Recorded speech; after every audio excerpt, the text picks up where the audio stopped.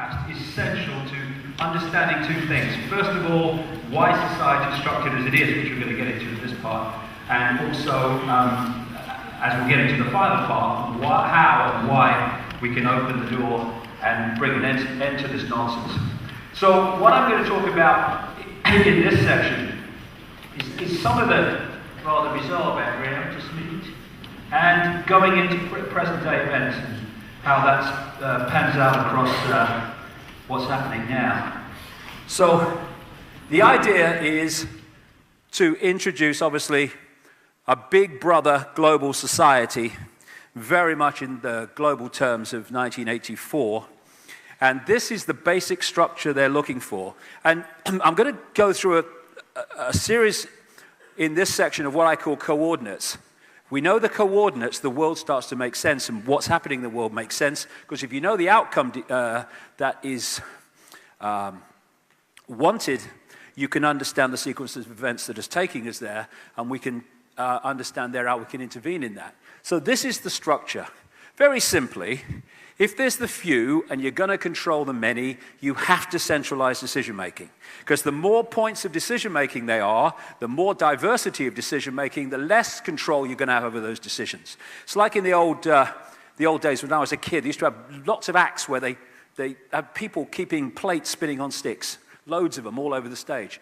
And if you have too many plates and too many sticks, too many points of decision-making, then you have plates crashing all over the place. You can't keep control of it. What you want really is one big plate and one big stick, which keep that going forever from a central point. That's the idea.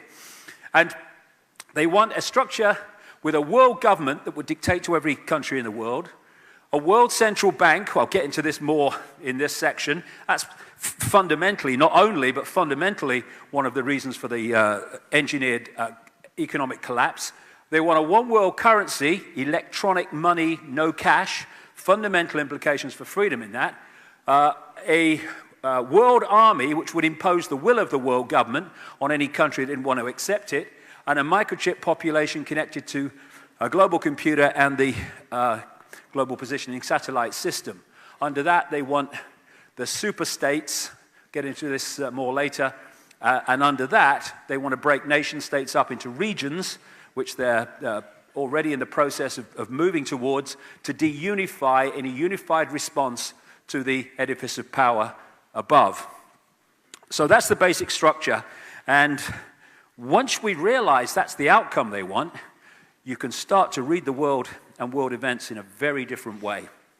But what I would emphasize is I'm now going to talk about the play-out world, the world as it unfolds in the daily experience. But the fundamental behind it is what we were talking about earlier. The whole thing is about manipulating the way we decode reality, what we experience through the way we perceive the virtual reality game, to stop us understanding that we are consciousness, to put us in the eggshells of little me, and to manipulate the way that we our heads world. That's all the way running through everything. So, once upon a virtual reality, I'm going to just go through a sequence of events that kind of brought us to where we are now. And I'll pick it up in this period, I don't know, 12,000 years ago, maybe more, where there are so many stories and myths. I think it's about 2,000 books in print, I was reading somewhere, about Atlantis and these civilizations, of advanced civilizations, which existed in what is to conventional history, prehistory. And these civilizations were destroyed by vast cataclysmic events, which you can see recorded in the ancient texts and verbal histories of every single ancient culture. Of course, the famous one in the Bible is the Great Flood and all that stuff, but that is mirrored in ancient cultures all over the world. This great cataclysmic period of geological and upheavals, and volcanic upheavals. And there's a very good book called When the Earth Nearly Died, or The Day the Earth Nearly Died, where the researchers have looked at the myths, or what we call myths, of all these stories around the world of the great cataclysmic events, and then they've looked at the biological and geological evidence to see if it supports the stories in the myths. And it does, very, very compellingly. And, of course, like I say, Noah and the biblical story of the Great Flood is the most famous one, but you take that back to its origin, or at least one of its origins, and you go back into ancient Sumer long before, where the same story was told, but it's told everywhere. Now, 98% of what I'm talking about today is come from hard research. Where it hasn't, I'll tell you. And I'd got to a certain point of taking this back from the physical to trying to get an understanding of what was behind these cataclysmic events, and actually what's behind this crazy world, which at one time was not crazy. Probably not that long ago was not crazy. Again, one of the other common themes is that before the cataclysmic events, there was what is often referred to as a golden age of great harmony and a great abundance, when it was almost like a utopian world. And then the cataclysmic events came and everything changed. And I was in America at a place called Sedona in Arizona about 2 months ago. Well, maybe less than that anyway, not that it matters. And I went into this, shall we say, other state of consciousness. For many, many years, I've been going into coma-like states where it's just like unbelievably deep, and sometimes it takes a half an hour, 45 minutes to come out of them very, very slowly. But what suddenly happened in the last few weeks since the turn of the year is I'm going into these deep states, but I'm holding consciousness when I go there.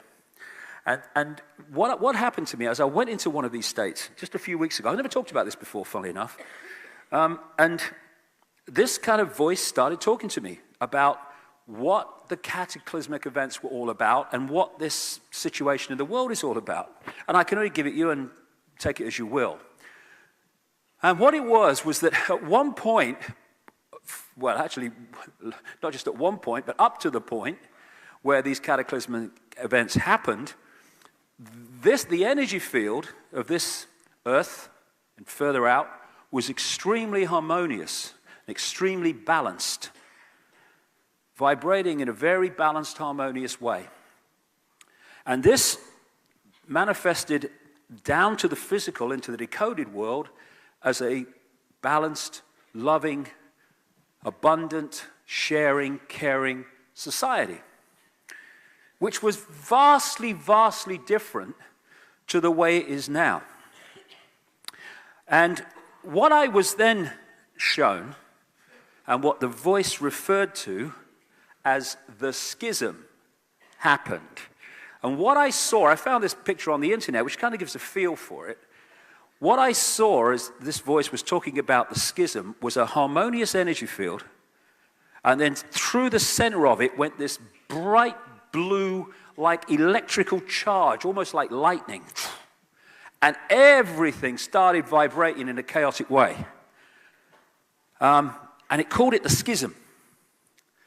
And as this manifested down through the vibrational into the decoded world, it manifested itself as a physical version of this schism, which was massive geological events, which not only transformed this reality, or this part of this reality physically in the way that's recorded by the ancients and through to the present day, but it fundamentally changed this reality mentally and emotionally, because suddenly we were living in a chaotic energy environment which was being decoded into the physical, and suddenly the chaos and conflict of the schism was manifesting itself as chaotic and conflict and all the rest of it that started to come into the world. And the schism is what has created the schism within human society that wasn't there before. And as I'll get to in the third section today, there's increasing evidence that this schism, indeed this voice went on to say, this schism is now in the process of being corrected. And the other thing this voice said was, people need to understand in relation to this that every single thing is conscious. Some things more conscious than others, but everything has a consciousness. And in fact, the phrase it used was everything has a self-awareness, everything has a self-identity. And it was saying that this schism has a self-identity. It's consciousness. So it has a self-identity. And its self-identity is one of what we would call evil, but what in real terms is fundamental imbalance. Loss of harmony, loss of connection to what we would call in the first part of this presentation, heart consciousness. And so this energetic imbalance has become holographic imbalance in the way that it's decoded. Another interesting thing is that, again, I'll come to this part again in the last section with something else, but before the schism, the energy in this reality was so harmonious, so in tune with the human form, and so much more powerful that we didn't eat food. We lived off the energy, everything, because what is food? It's just holographic energy, that's what it is. And we consume food, we're consuming energy. We used to live off the energy. Some people, even today, it's very, very difficult today because of the energy environment compared with what it was, still live off what they call prana. They live off energy. They don't eat food. And what I come to understand is that when this energy changed and our ability to get sustenance from energy without food changed, we needed to bridge that gap. We needed to bridge that difference between the energy as was and the energy that replaced it in a much less powerful way, and to bridge that gap for the energy requirements of the body computer was to eat food. This also applied to what we call the animal kingdom. What it was saying was, before, there was no law of the wild. That's not how it was meant to be. You know, we live on a planet that's a bloody killing field. Everything is killing everything else and living off the demise of everything else. And crucial to that is the need for the predator to eat the predated. And so you have this conflict, this fear, where, again, adding massively to the fear as a expression of this schism energy, you've got animals all the time, and humans come to that too, but animals all day are in fear of predators. It's a constant experience of fear. And what it was saying was, although the Bible talks about the wolf laying down with the lamb, a lot of people talk about the lion laying down with the lamb.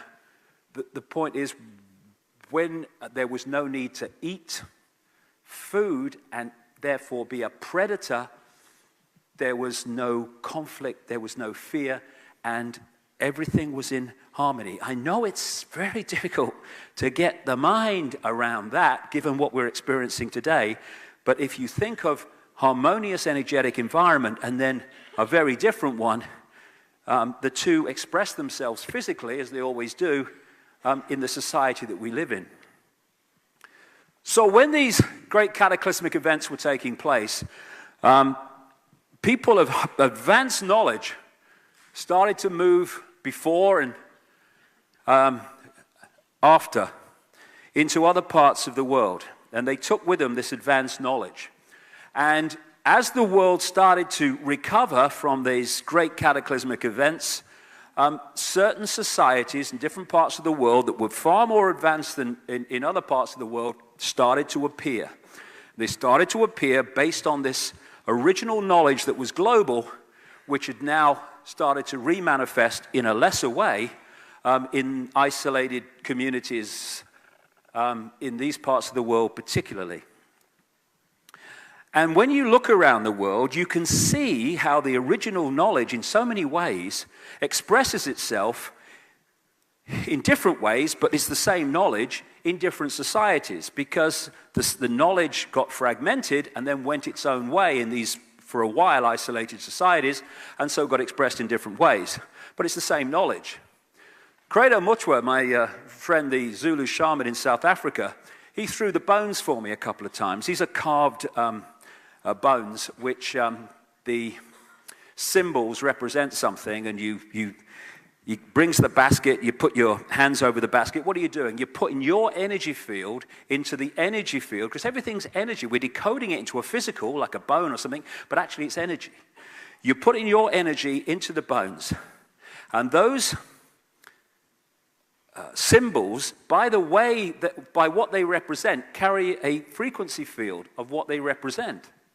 And therefore, they lock into your energy field in certain ways where they sync with things that are happening in your energy field. So then you throw the bones, and where the bones end up is decided before you've even thrown them, when they're in the basket, because of the energetic, magnetic connections that have been made there.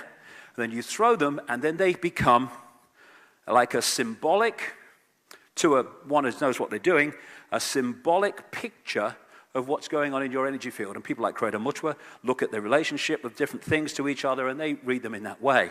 But the point I'm making is when he did that for me, I thought, it's just like throwing the rune stones in another part of the world.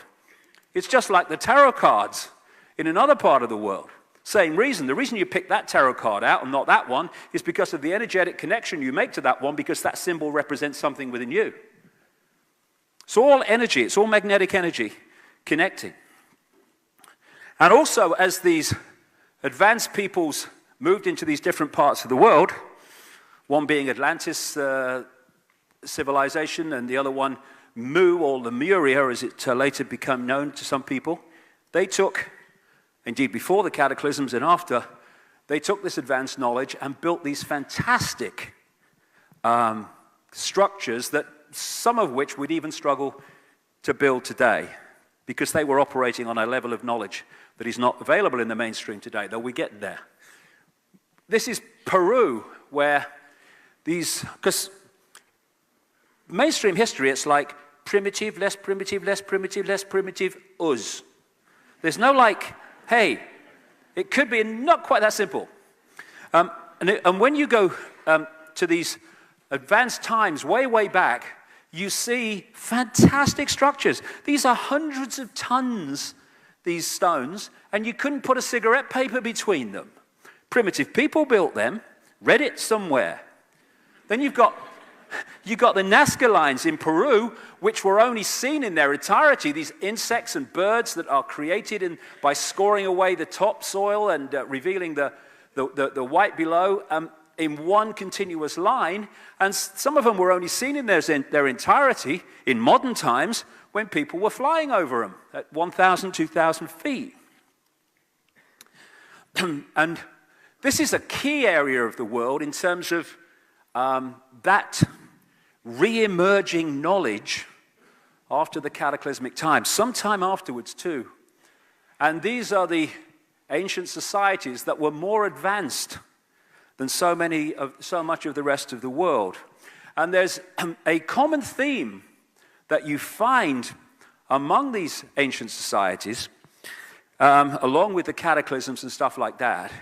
And that is of an interbreeding between what clearly appeared to be a non-human race and humans to create hybrid bloodlines. Now, this, of course, is the most famous one. It's in the Bible.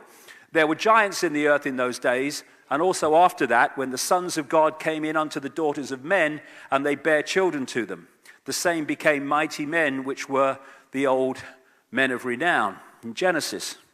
But that basic theme of an interbreeding between a non-human race and humans creating a hybrid bloodline is found all over the world. It's found in this area of the world, which in terms of the bloodlines that are in the positions of power today, very, very significant. This area of Sumer, which became Babylon in what we call Mesopotamia, and the land between two rivers, and of course, what do we call that today? Iraq. Now, the invasion of Iraq was for many reasons. Oil, yes. Control, yes. Multi-reasons. It's very rarely for one reason. But another reason in that package was because that land we now call Iraq is very historically significant to the bloodlines that in the modern world are behind things like the invasion of Iraq, also Egypt and the Indus Valley culture. And this particularly is very significant in terms of the way the world is controlled today. Sumer, which became Babylon. And again, you have the stories from thousands of clay tablets that were found in Iraq and have been translated. I call them the Sumerian tablets. And they talk, like all these others around the world, of this interbreeding between non-humans and humans to create this hybrid bloodline. I'm going to go too much into this because there's so much about the present day I want to get through in this section. But these bloodlines, these hybrids, became the elite. They claimed to be, one of their terms was demigods, part human, part gods, as these non-human groups were perceived to be, because they had abilities to do things because of their advanced knowledge that made them appear godlike. And the old, ancient, recurring theme of the divine right to rule, which is what? The right to rule because of your bloodline, because of your DNA. We have a head of state, you have a head of state, same one, in Buckingham Palace, who is only head of state because of her bloodline, because of her DNA. If she had a different DNA, she might be cleaning the throne, not sitting on it. That's how ridiculous it is.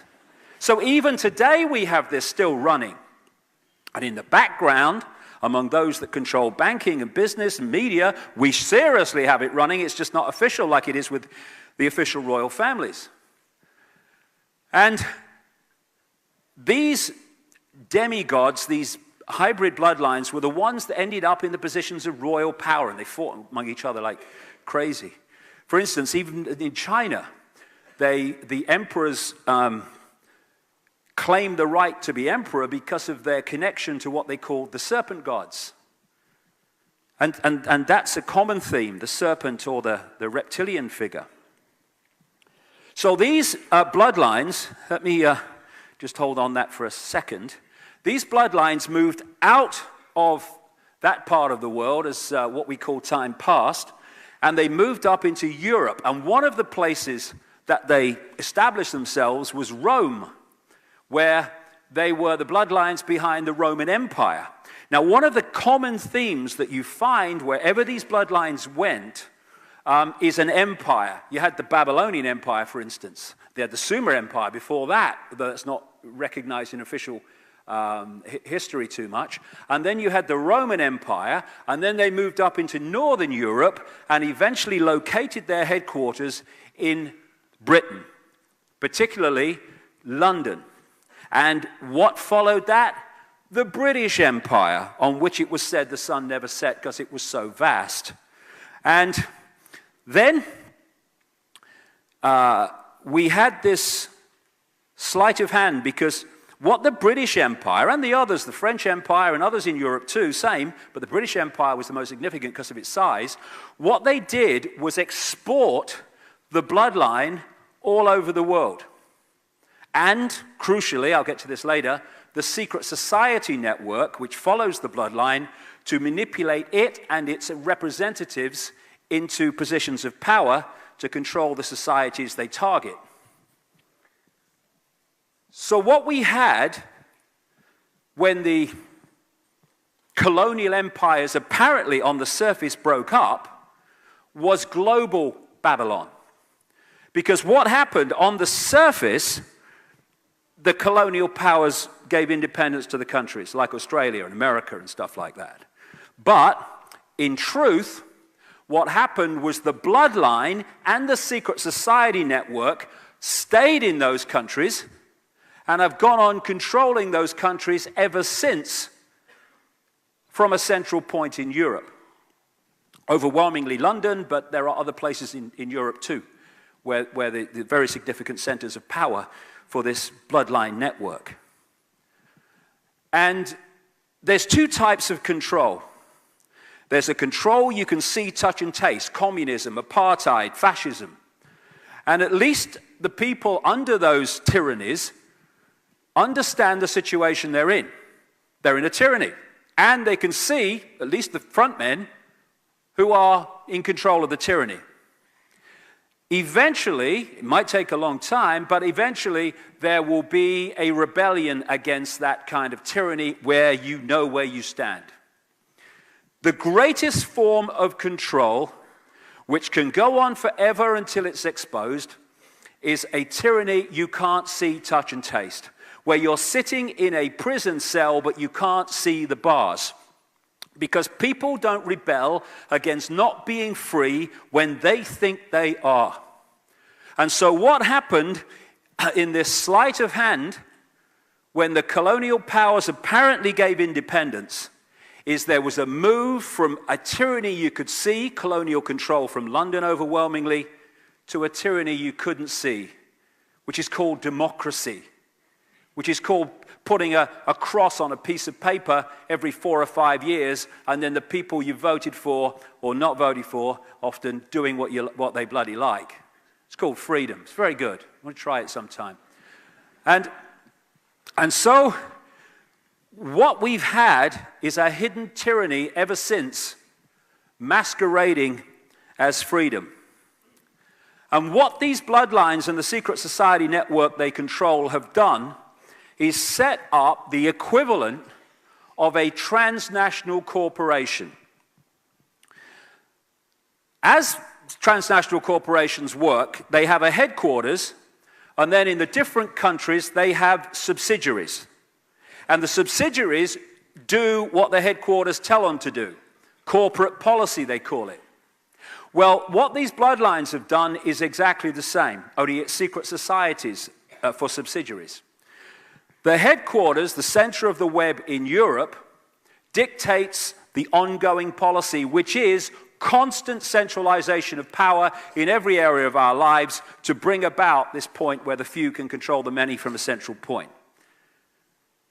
And in each country is the subsidiary network of the secret society network, and that network in each country has the job, and it's bloody completed it a long time ago now, of controlling that country's government, any political party that has any chance of forming a government, its banking system, its transnational corporation system, its media ownership, and the military, and all these other institutions, medicine, science. And so, having established that in different countries around the world, when the central point, the spider in the center of the web in Europe says, this is what's going to happen now, these subsidiary groups start to bring it about in their sphere of influence, their country. And this is how you see, and it's more and more blatant now, this is how you see the same things happening in every country virtually at the same time. When there's a problem, like a financial crisis, engineered, of course, then the reaction to the problem, and maybe we could sit down and say, well, maybe we could do that, maybe we could do that, maybe we could do that. What about that? Try that. No, there's one solution. And in the case we're experiencing now, it's throwing infinite amounts of what we call money at the banking system that created the problem. That is the answer all over the place, because that is how it's coordinated to be. The idea is to control through this web every area of the world.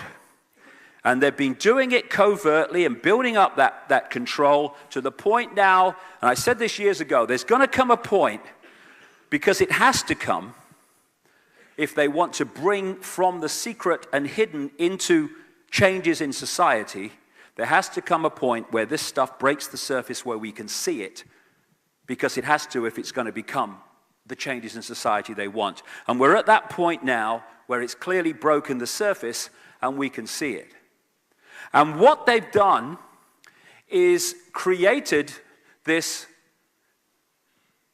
tapestry, web of transnational corporations and groupings which appear to be different and have different owners and different agendas and competing with each other. But it's like going down a high street and you see all these different names, and again, some of them seem to be competing with each other. But when you do the research and you go back and you look at the holding companies, you find that the same holding company controls this and that and that and that, and actually controls this, which is apparently competing with that. And this is what they've done. These families and their secret society network, which go under the name of Illuminati, the illuminated ones, they are the force that is ultimately behind all these apparently unconnected groups and corporations, and they move as one unit as a result. And the idea is to imprison humanity in the way that Orwell described, and the way we're experiencing now, not even by the day, but by the bloody hour, of more and more surveillance, more and more control, more and more suppression, more and more police state. And in doing so, manipulating the way we perceive reality, so we, as the external world moves in on us, the internal world moves in on us, and we become less and less of who we are. So, let's get real bloody bizarre now. If you've never seen my stuff before, it's time to leave.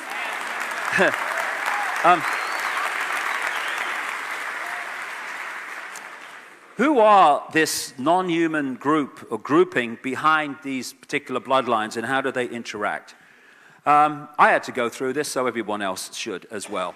I was minding my own business in the 1990s, and suddenly, I don't know what is this force I picked up or picked me up, I don't know, 20 years ago, but it's like opening and shutting doors and in a maze, and it says, okay, not down there, down there. Look at this. Okay, now look at that.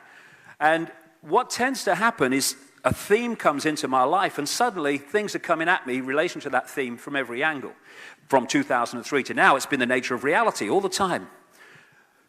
Just earlier to that, from the just after mid-90s onwards, I kept coming across people who were telling me they'd seen, apparently human people, turn into a reptilian form and then go back again in front of their eyes.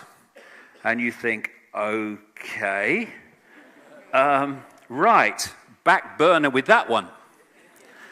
But as the months and the years passed, these were coming at me all over the world. And then I started looking at ancient texts and stuff like that and accounts, and you could find the same stories being told all that apparently time ago. And there are many non-human entities that are interacting with this reality. But the theme that keeps coming to me over the years in relation to these bloodlines behind the Illuminati is of some form of reptilian entities, which are the next stage on, because it goes on beyond them, but the next stage on behind the Illuminati bloodlines and the interbreeders with them is this reptilian group, which sounds real strange until you go with it. Now, again, this is why the first part today is so important. These people know that the body is a biological computer. So to them, that's how they look at it. What we call procreation is the downloading of two hard drives, if you like, into one, which creates the offspring. To these people, they see that as a downloading of a computer program. And so the obsession, and this is real, goes right back to the ancient world, right up to the present day, the obsession that these bloodlines have, take royalty, aristocracy, and the major banking and business families of the world, they interbreed incessantly, and always have. And it's because, from their point of view, they are holding a software program, which is what? Information. It's a state of being. And when you interbreed that, these hybrid bloodlines, with the general population, that, to them, unique software program, computer program, starts to dilute very, very quickly. So what they're trying to do is hold that software, hold that information within the computers by interbreeding with each other. The oldest form of religion and worship so far established is serpent worship. It's massive. It goes right back. 70,000 years ago is the oldest evidence in South Africa of serpent worship. And after I'd written a book called The Biggest Secret, when I introduced this for the first time, I went to speak in South Africa, and I met this man, Credo Muchwa, who contacted the organizers of my event and said, I want to talk to this man. So I went to see him, and I spent days with him in the end. And he first said to me, he said, Mr. David, he said, how do you know about the Chitahuri? And I said, well, who are they? He said, they are the children of the serpent, the children of the python. That's what Chitahuri translates as. And he told me that when the colonial powers came into Africa, as everywhere else, they targeted the shaman and the carriers of the ancient knowledge and the ancient history of that area, and in his words, they milked the minds of the shaman and then killed them. So to keep the knowledge alive, the shaman streams started to create their own secret societies with horrendous initiation rituals to make sure you really wanted the knowledge, and they carried it underground so it would survive. Because what the colonial powers wanted, in other words, these bloodlines behind the colonial powers, they wanted to destroy as much of the ancient knowledge as possible, because then they could impose their own version of history, which would write out what they didn't want people to know. So what is he now, 90? Crikey. 60 years ago, nearly, he was initiated into these secret societies in South Africa, and that's when he learned about the Chitahuri, and he's gone on learning ever since. That is a painting. He's a brilliant man. He's a library on legs. That's one of his paintings of one kind of the Chitahuri, as he calls them. There are many different types, as there are different types of human. And he showed me this, what he calls the necklace of the mysteries. It's mentioned 500 years ago in accounts. He reckons it's at least 1,000 years old, and he calls it a necklace. You put it on your shoulders. Oh my God, it's so heavy. And he sits there for hours with it. I don't know how he does it. And what he does, because he's the official storyteller of the Zulu nation, what he does is use these symbols to tell the story of Africa, the people of Africa. And right at pride of place at the front is a human woman and a very clearly non-human man with a big willy in come and get me mode. And interestingly, he says that was originally gold. And then someone stole it, and they couldn't replace it with gold, so they replaced it with copper. But then again, this is southern Africa. You go to North Africa, and one of the key foundation stories and myths of ancient Egypt is of the golden penis of Osiris. And the more and more that I see this, these are symbolic of this bloodline, of this connection, this hybrid bloodline connection. And what Credo was saying, yeah, I used to go out with someone like that. He was good. That's the lady.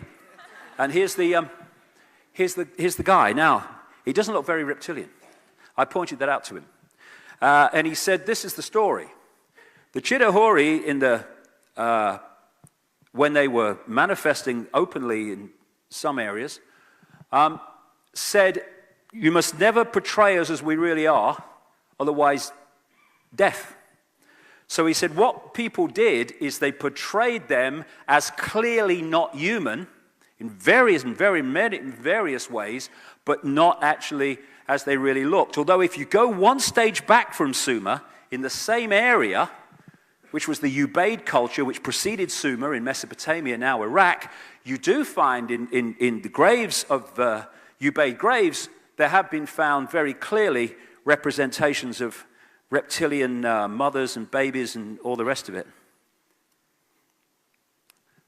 This is a symbolic image by Neil Haig of this hybrid bloodline, which has we all have, and I'll come to this, we all have reptilian genetics, very, very serious reptilian genetics within the body hologram computer, but these hybrid bloodlines have much more reptilian genetics, and therefore have much more of the reptilian genetic personality, if you like.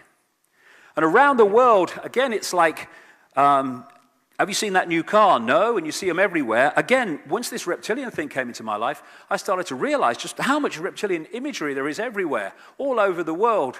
And the ancient myths and stuff like that of the Nagas in Asia, the people who were said to be part reptilian, part human, and could move between the two. And the many images you find portrayed of this coming together of earth women and this reptilian race, and part human, part non-human, and all the rest of it. These are just a few examples that have been sent to me from around the world, but crikey, there's loads and loads of them that portray the same basic symbol of, again, fighting the snake, fighting the dragon is all part of it. And of course, one of the key stories in the Bible is of the serpent in the Garden of Eden, which, when you read that story in the way it's portrayed, absolutely changed the way that humans acted and saw themselves in the world. And you see the symbolic way that it's talked about. And I was on a Christian radio station in America a few months back, and they say, oh no, serpents and all that. I said, well, hold on a second. Do you think that if you believe the Garden of Eden story, and again, the Garden of Eden story told in different ways using different names, you can find that all over the world as well. Same recurring theme.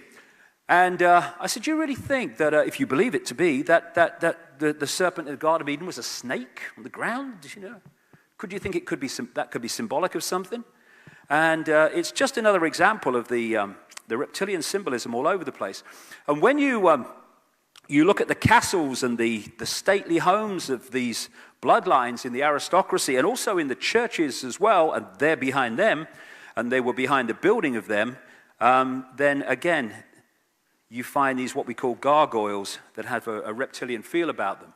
And the coats of arms of so many of these aristocratic families carry the dragon in various forms.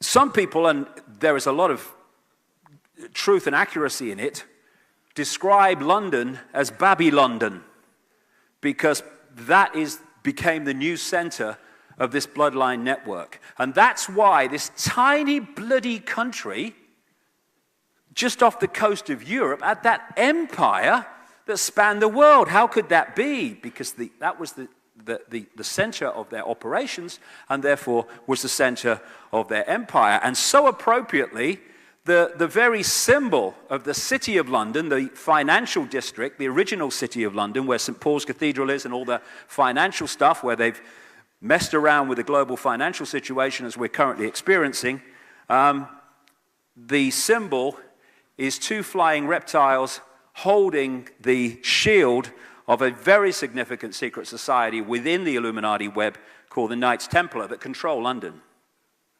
Here it is. Very appropriate, and I would suggest not without coincidence, or not coincidence. When you pass into the City of London from the main urban sprawl of London and stuff, you pass these flying reptiles on each side of the road holding this Knights Templar shield. And the district of the City of London, which controls so much of world finance, runs into what is known as the Temple in London, which is named after a Knights Templar temple. And at the point, and that's where so much of the global, not just British, but the global, and certainly the Commonwealth law network is controlled from. At the point where those two meet, the City of London and the Temple, is this flying reptile at in the center of the road at a place called Temple Bar. And then when you look at the recurring themes of dragons and reptilian monster figures in myths and stories, they go on and on and on. And of course, the whole basis of the Chinese culture and many of the Eastern cultures is of the dragon. And yes, things like ley lines were symbolized as dragon lines and all the rest of it, but that's not the only explanation for it. Why would the ancient emperors of China say, we claim to be emperor because of our descendants from the ley lines? I mean, they wouldn't do that. They said descendants from the serpent gods. That was their symbolism of the serpent, the gods. The word Messiah comes from Messa, which is the fat of the Nile crocodile, which they used to use to anoint pharaohs. Christ itself means anointed one. And even the devil in the Bible is described as in reptilian terms. And the great dragon was cast out, that old serpent called the devil, and Satan, who deceiveth the whole world. He was cast out into the earth, and his angels were cast out with him. And this theme of fallen angels, again, drops into this same theme of this takeover, which has been gathering pace through the centuries and now is where it is today. This is a painting by Credo Mutwa in South Africa, not far from the Kalahari Desert, which is a painting on his hut, which is symbolizing an ancient African story of the Chitahuri and how they ate people. And this is Alfa Romeo, which is straight from that ancient myth. I mean, why would Alfa Romeo have a bloody snake in a human? It's a bloody car. And next to it, of course, is the red cross on the white background of the Knights Templar Secret Society. This is a home of Silvio Berlusconi, who thinks after an earthquake disaster, just see it as having a weekend of camping. I mean, this man's not real, but he's leader of Italy. I don't know whether you saw that story. That's what he said, that the people in that earthquake zone should see it as, a weekend of camping. I mean, you can't make these people up. They have no empathy. And again, here's that same theme.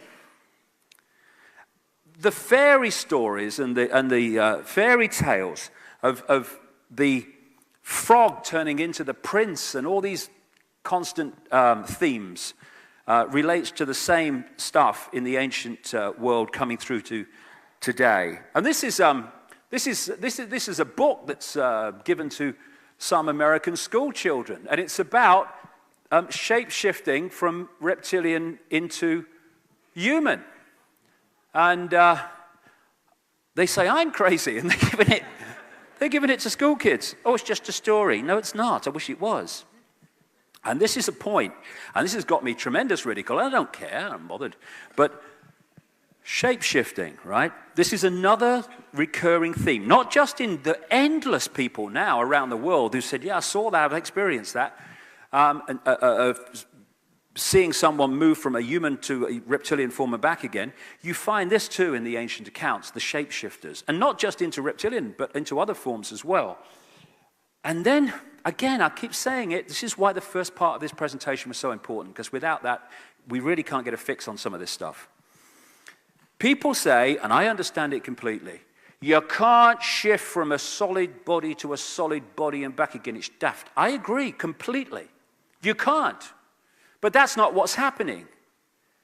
These different physical forms are energetic fields. Let's go back to that image from earlier of the energy field. It goes through the decoding system and becomes an apparently physical form that we see in our everyday life. Shape-shifting takes place in one place only, in the decoding system of the brain, which again itself is a vibrational field beyond the physical. So you have an energy field that is human, and you're decoding that into a human body.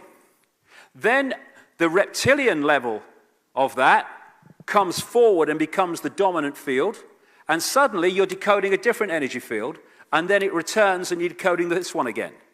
In your decoded reality in the experienced holographic physical world, you see someone human, you see him reptilian, you see him human. Did you see that? It's only going on in here. Of course, shape-shifting from solid to solid to solid is impossible, but that's not what it is. How appropriate. Because they're holograms. All physicality is holograms. It is an energetic field, and at the end, the level of the energetic field, because it's not solid, it's movable, changeable, and then becomes changeable in the decoded reality as we observe it in their head. That's where shape-shifting goes on. And again, we are perceiving, through what we call visible light, a tiny frequency range of human sight, human decoding. But just outside of this frequency range and beyond into frequencies well away from this one are endless kind of worlds and realities. And I say further away in that sense, but actually they're all sharing the same space. You know, in this space that I'm standing in now are all the radio and television stations broadcasting to Melbourne. I can't see them, they can't see each other because they are operating on different frequencies. And when you tune into one of those frequencies, that's what you get. And what this physical body does is to tune us through that telescope I talked about earlier into and through the receiver-transmitter crystalline structure, it tunes us into this tiny range of frequencies called visible light, and this becomes the only reality. But interspersing this reality is all existence. And just outside of this frequency range, just beyond visible light, lie these reptilian entities and many other entities too. And you know, you'll be in a house and you'll see a cat, for instance, reacting to what is to us empty space. And you'll say, what's wrong with a cat? Don't be daft, nothing there. But to the cat, there is something there. Because its visual frequency range is much greater than ours, and therefore it's seeing things in the space that we can't see. And it's because this knowledge is kept from us that things that are happening in the world are dismissed as ridiculous, and people like me are dismissed as crazy, because it's a very simple, very powerful thing. And it sounds an obvious truth, but sometimes we miss the obvious truth. People's sense of what's possible comes from what they think is possible. And what they think is possible comes from the information they receive to tell them what is possible. If you suppress the knowledge of what is possible, you suppress their perception of what is possible, and they will laugh in the face of the truth and say it's impossible, when actually if you understand to a greater level than the mainstream allows you to understand, you realize not only is it possible, it's perfectly bloody logical. So, just as we have ghosts, as we call them, which is energy just outside of our frequency range, and sometimes it just enters our frequency range, and we can see it as ethereal. Whereas if it was absolutely on our frequency range, it would look as solid as you and me. It's like a radio station not being quite on the dial. You don't get a sharp reception, you get interference. And in the same way, these reptilian entities lock into these bloodlines and take over their mental and emotional faculties. I've talked to many psychics around the world who have the ability to go further out than the norm in terms of their decoding of sight. And they, many of them have told me how they've seen not just reptilian entities, but other entities too, non-human, who are what they call overshadowing humans as they observe them, and locking into these bottom two chakra points here, the base chakra and the one just above. And what they're doing, because the body's a hologram, is they're locking into that human energy field, and they're taking over its mental and emotional processes and perception processes. Now, let's go back. There you go. Oh yeah, we'll come to them in a sec. It's all about vibration and vibrational compatibility. These reptilian entities are vibrating to a certain frequency. Humans are vibrating to another frequency. What the hybrid idea is about is to infuse as much of this frequency, because that's what it's all about in the end, frequency, because that's the base prime reality of the hologram. It's to infuse as much of this frequency into this frequency to make them as compatible as possible, to allow this age-old recurring theme right up to the present day of possession to take place. And it's much easier to possess something that you are in vibrational resonance with, or much closer to it, than something that's very much further out. And so these hybrid bloodlines basically are there to create the vehicles that these reptilian entities just outside of this frequency can then take over. And they are manipulating this world through apparently human bodies, when if you could see further out, you would see anything but a human overshadowing these people that are in the positions of power. So these guys, I found this picture on the internet, it's very appropriate. These guys are basically empty shells. And they are vehicles to, I'm not saying every one of these are, but I think most of them are from what I'm looking at. But the basic theme is the people in positions of power are merely vehicles for something else that is in control of their faculties and control of their mind processes. So we have the advisors in the shadows within this reality, who really are in control of the people who appear to be in power. And then one step back from them, just outside of this visible light dimension, we have these entities that are calling the shots in so many ways through into this reality in terms of what happens here. And after my experience of this explanation of the schism and all the rest of it, I refer to these now as the schism people, because this schism resonates out down into this reality, this disharmonious conflict, chaos, and all the rest of it. And as it plays itself down into this reality, it manifests itself in various ways. And it is in those entities that lock into that schism energy, they manifest its state of being. They are expressions of it.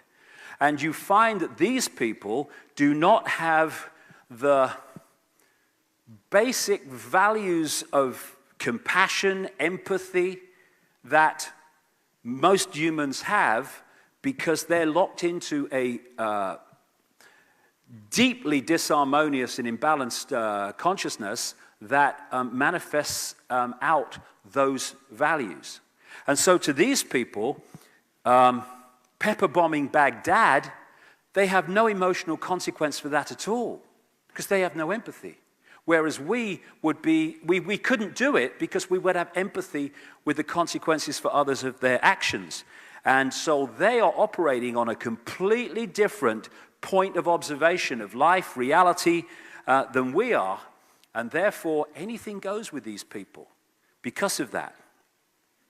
And these schism people, as they've taken control of human society, have created what? A human society that represents that schism. It's division. It's fighting with each other. It's trying to compete with each other, dominate each other, top dog, up the greasy pole. They're all manifestations of this basic energy disharmony. And so it goes up the levels from the human up through eventually to this schism energy. And all these things are manifestations within the decoded holographic world of the state of disharmony of this energetic schism, which has affected life in this reality, this part of it anyway, so fundamentally. So you have these reptilian entities, I'm sure other entities too, but the reptilian thing keeps coming up, who take over the thought process and mental processes. And we see the human, when we decode that energy field of human, but behind it is something looking very different. Someone sent me this picture. It may be just a play of the light, but it's symbolic of what so many people see. Some people see full body shifts. Talk to those people all around the world. But what seems to be the common theme more than anything is the eye shift, where they take on a reptilian type straight down pupil instead of the round one of the human, very much symbolized by this. And a few weeks ago, a scientist friend of mine called me and said he'd been chatting to an acquaintance of his who's just been doing, I mean, I don't agree with it, but he's just been doing research into iris scan technology, which led him to look very closely at 2,300 eyes as part of this research. And his friend didn't know anything about my stuff at all. He was just in a conversation, and he said that around 4% of the eyes that he looked at very closely appeared to be of reptilian type and appearance, which is maybe about the percentage we're looking at. Someone sent me this with Father George Bush. I don't know, I think that's, again, a play on the light almost certainly, but so symbolic, because I know a number of people have seen this guy shift. Yeah, there's a magazine, it's called 40 Times or something. A few years ago, they ran this front page picture, taking the mick out of me. And I said, thank you very much. That's just very symbolic. I love that. Thanks very much. And so you find a few of these pictures on the internet now as it gets around. Hey, there you go. And one of the things that I've looked at very closely over the years, particularly towards the end of the 80s and early across 2000 and so, are the mind control projects and the satanic ritual abuse projects to help people who've been through that. And the number of times when people have been through satanic ritual abuse and all the rest of it, that they talk about in reptilian terms about what they experienced. And these were some pictures drawn by someone who went through satanic ritual abuse of the kind of things that she remembers from what happened in the rituals.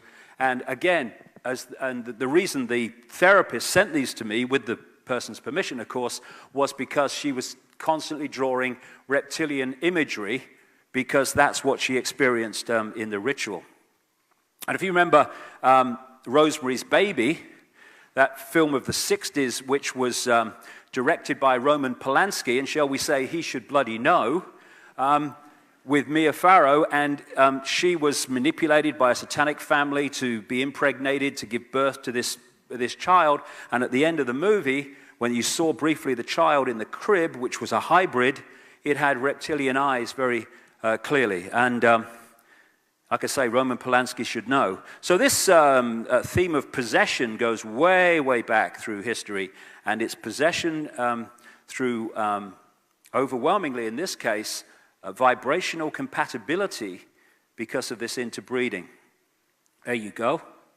Good old tone. So they're talking about him being the first president of Europe now. Crikey, it gets worse, doesn't it? Mr. Fake Smile, Mr. Fake Emotion.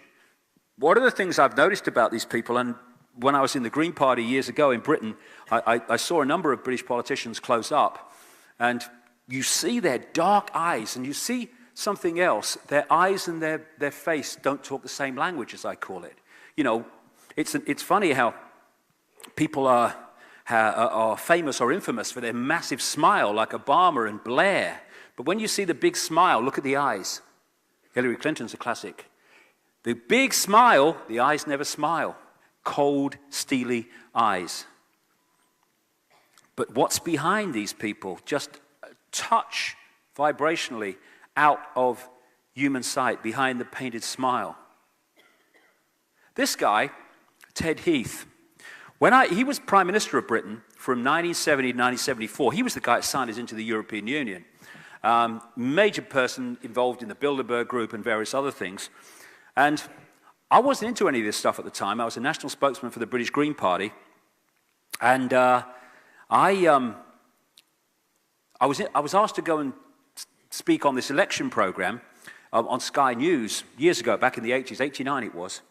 And I arrive, and the lady takes me into this makeup room, and we go through the door, and it appears to be empty. She says, someone will be along in a minute, and walks out. So I sit down in the chair, I'm looking at the mirror, and I catch someone just to my right.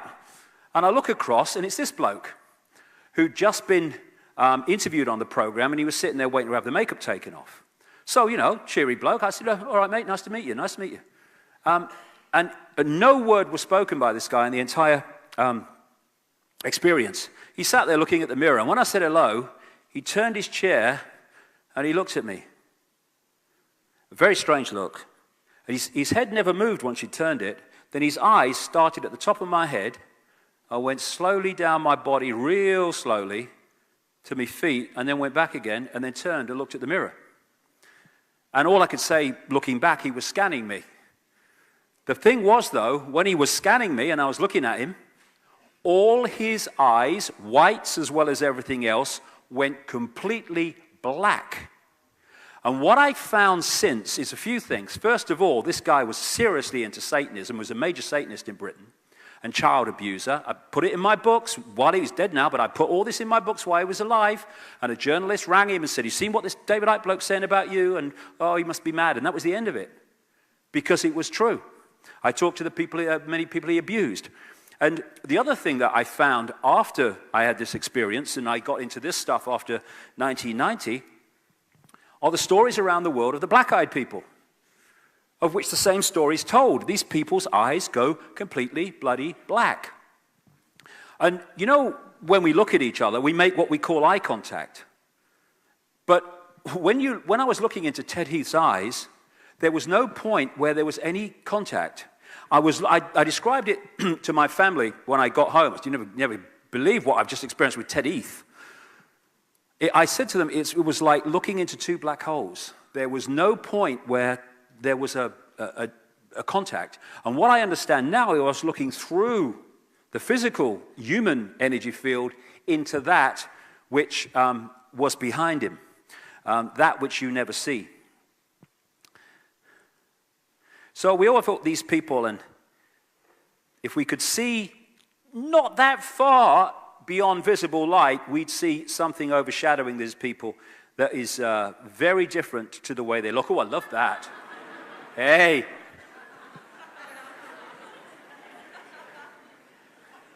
They say a picture tells 1,000 words, don't they? Oh, yes.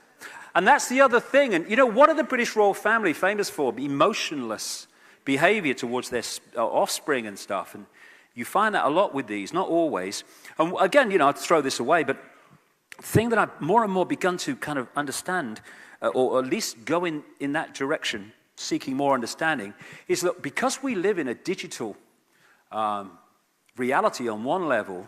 You know, you've seen these adverts, where the digital adverts now, where they put in famous actors from the past, from movies, and they put them in with modern actors in adverts and stuff. They don't do it so much now, but a few years ago it was very popular. And the real best ones, you can hardly tell the bloody difference, even at that level of technology. The level we're talking about in terms of the reality and the manipulation of the reality is light years beyond anything that we have here. And you know, they talk about sentient programs in the Matrix, and the woman in the red dress who appears to be absolutely like everyone else, but is actually just a digital insert. More and more that I understand this, I'm sure there are vast numbers of digital inserts around, and I think a lot of them are these people, actually, that are just vehicles for these other entities just outside of human sight to run this reality. And it seems to me there are three types. There are those that are digital implants. There are those people in the world who are conscious and have the potential to connect to consciousness, but are stuck in mind, which I talked about earlier. And there are those, and thank goodness they're in increasing number as this awakening goes on, who actually are in this reality, but are connecting to levels of awareness beyond it. And that's where the change lies. Oh, Neil Haig knocked this out as a bit of a joke. The red dress bloodlines of the digital implants, maybe. This guy, Carl Sagan, what time is it? We're obsessed with time. I'm not doing too bad. This guy, Carl Sagan, the cosmologist, he wrote in great detail about the impact of reptilian genetics upon humans. And human behavior. And he wrote this book, The Dragons of Eden, going back to history and the talk of dragons and the reptilian and stuff, but also the reptilian genetics that is within all of us. Fundamental part of the human body, the human hologram, is reptilian genetics. And as this guy said, understanding the reptilian background to the human body, or the human being as he called it, is to understand so much about human behavior. The oldest part of the human brain is called the R complex by scientists, short for reptilian brain, because of the reptilian input that we've had in our body development. Now, there are other parts of the brain that balance out the characteristics of the reptilian brain, but if you have an infusion of greater reptilian genetics, you are going to have, obviously, a greater infusion of the characteristics of the reptilian genetics. And this is mainstream science when they're talking about the reptilian brain. From there, we get primitive emotional responses, cold-blooded behavior, and territoriality, as they call it. This is mine. I own it. I control it. A desire to control. An obsession with hierarchical structures of power, aggression, might is right, winner takes all, come from the reptilian brain. And they are absolutely the characteristics of the Illuminati families. Also from the reptilian brain, we get the survival responses, and on that level they're very good, things like fight or flight and all that stuff that gets you out of danger.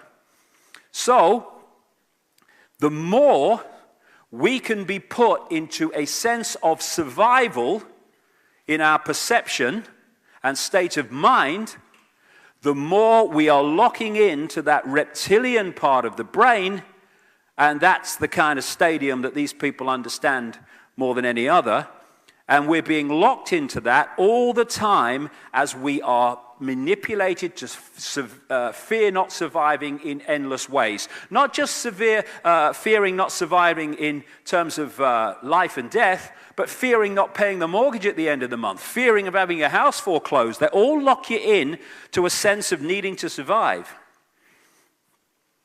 And the other thing that these entities do is feed off human energy. And to feed off human energy, they have to pull humans into an energetic state that they can feed off. If you're in a state of harmony, they can't feed off it because never the twain shall meet vibrationally. So they pull us or seek to pull us into a state of disharmony, of stress, of fear, of conflict, of aggression, of anger and all the rest of it, because that's pulling us into an energetic state that they can then feed off because that's their energetic state.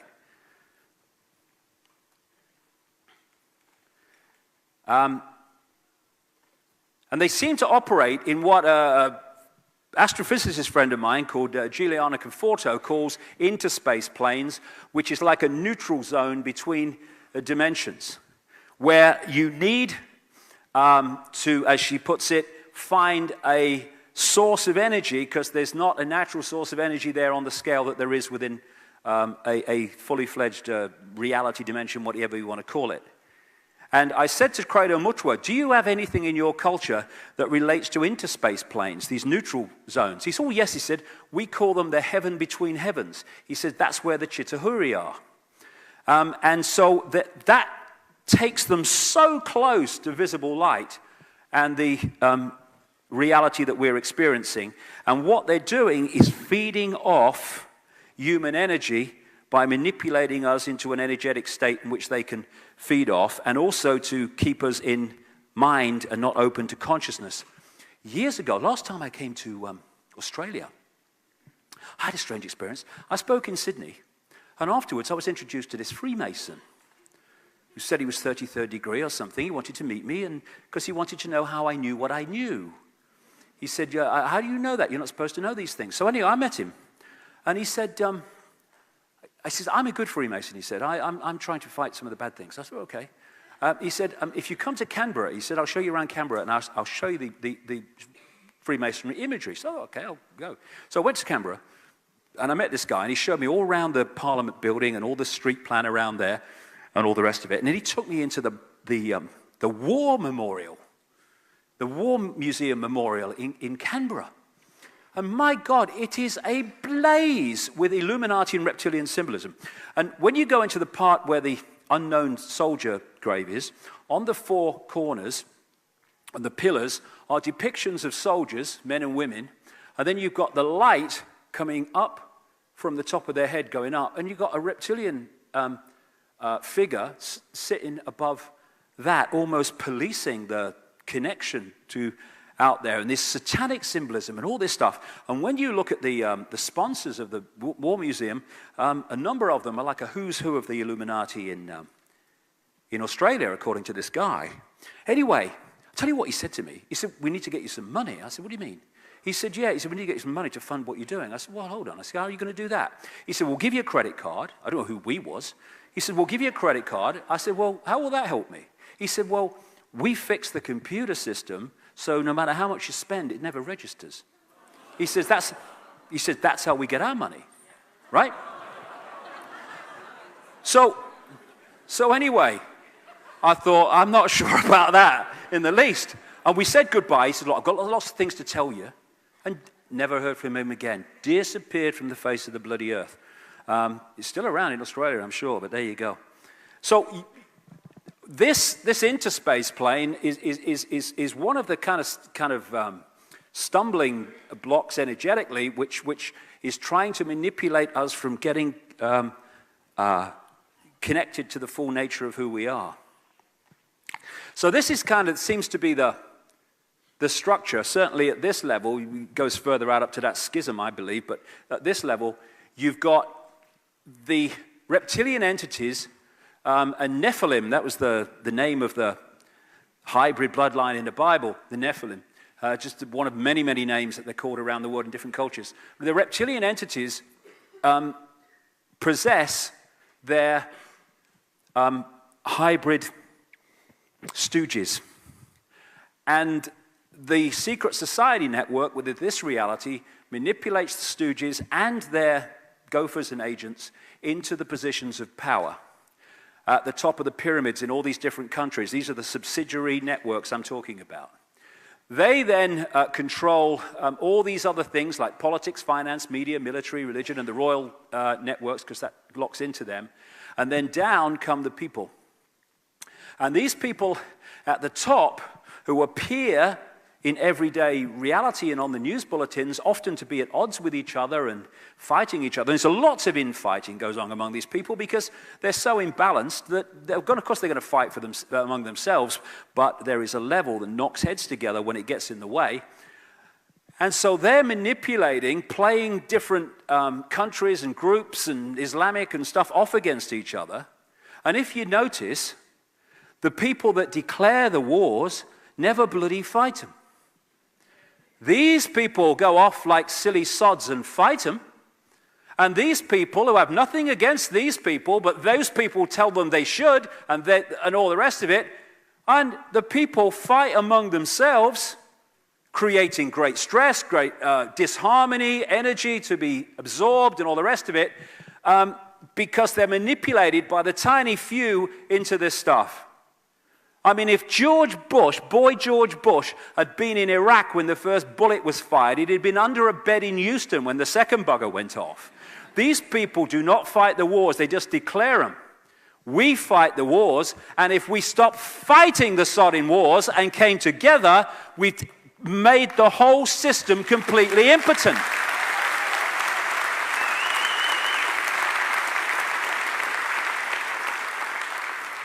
So these are schism people coming down the levels of reality.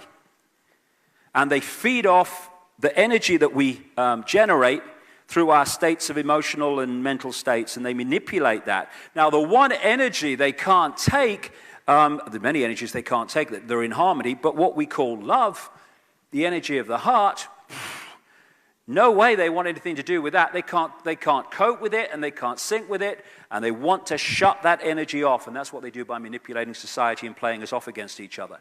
There's a guy called Mr. Emoto, a Japanese researcher I spent a long time with, spent a whole weekend with once in London. We actually wrote a book together, funnily enough, just not writing, but just talking and it all being translated. And he's famous for filming water crystals where he has put the water in contact with various vibrational states, and indeed just writing love on the side of the container, or hate, or putting a mobile phone on it, or whatever. And what he then does is, and I've seen his laboratory and stuff in Tokyo, he freezes it very, very quickly, and what is then captured in the water crystal is the vibration of the love written on the side, because you write love, generates love, if that's the motive of writing love, hate, all the rest of it. So that is what a water crystal exposed to words of love and appreciation looks like. This is what a water crystal looks like when it's exposed to hate. Now, that's the world before the schism. This is the world afterwards. And it's this energy that represented by that crystal that these guys want us to produce, and the operations, the level that they operate on themselves. So we need to be very careful about the way we talk to each other, the way we express things, because if you can put the word love on the side of a container of water and create that difference, or hate, imagine what we're doing to the energy field and our own individual energy fields as we interact when we are hurling abuse at each other. But that's what these guys want. They want to conflict, schism, break up. The society is just a manifestation of that schism. So that again is love and appreciation. This is a crystal from water that had a mobile phone tied to it. And everyone's got a mobile phone. Oh, I've got a mobile phone. They're ever so convenient. Yeah, they burn my brain. It's good. Ever so convenient. You don't have to get anyone to burn your brain for you. It does it automatically.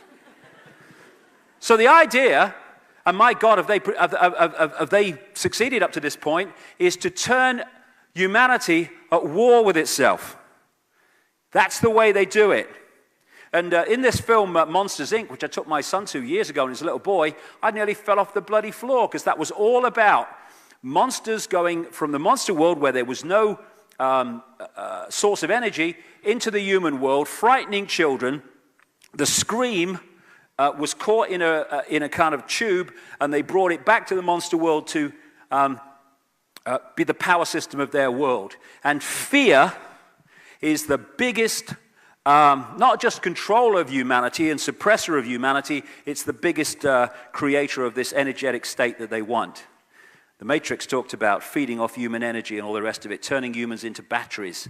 And that's what we're looking at in terms of the way the society is created. There are many physical underground areas which have been reported to contain reptilian and non-human entities, and I'm sure that's true within this reality, within visible light, but it's the ones that are just outside that seem to be the cause of this. There are many reptilian entities that seem to be very benevolent too. But the foundation of it all is puppet people. Without this, none of this other garbage could actually happen. That is prime. And the idea is to constantly take us in the wrong direction, make us misunderstand ourselves and reality so we act in the ways that suit them, to be in this bewildered state. The world is crazy, we think it's sane. So, God, I wish I had till midnight, could keep going.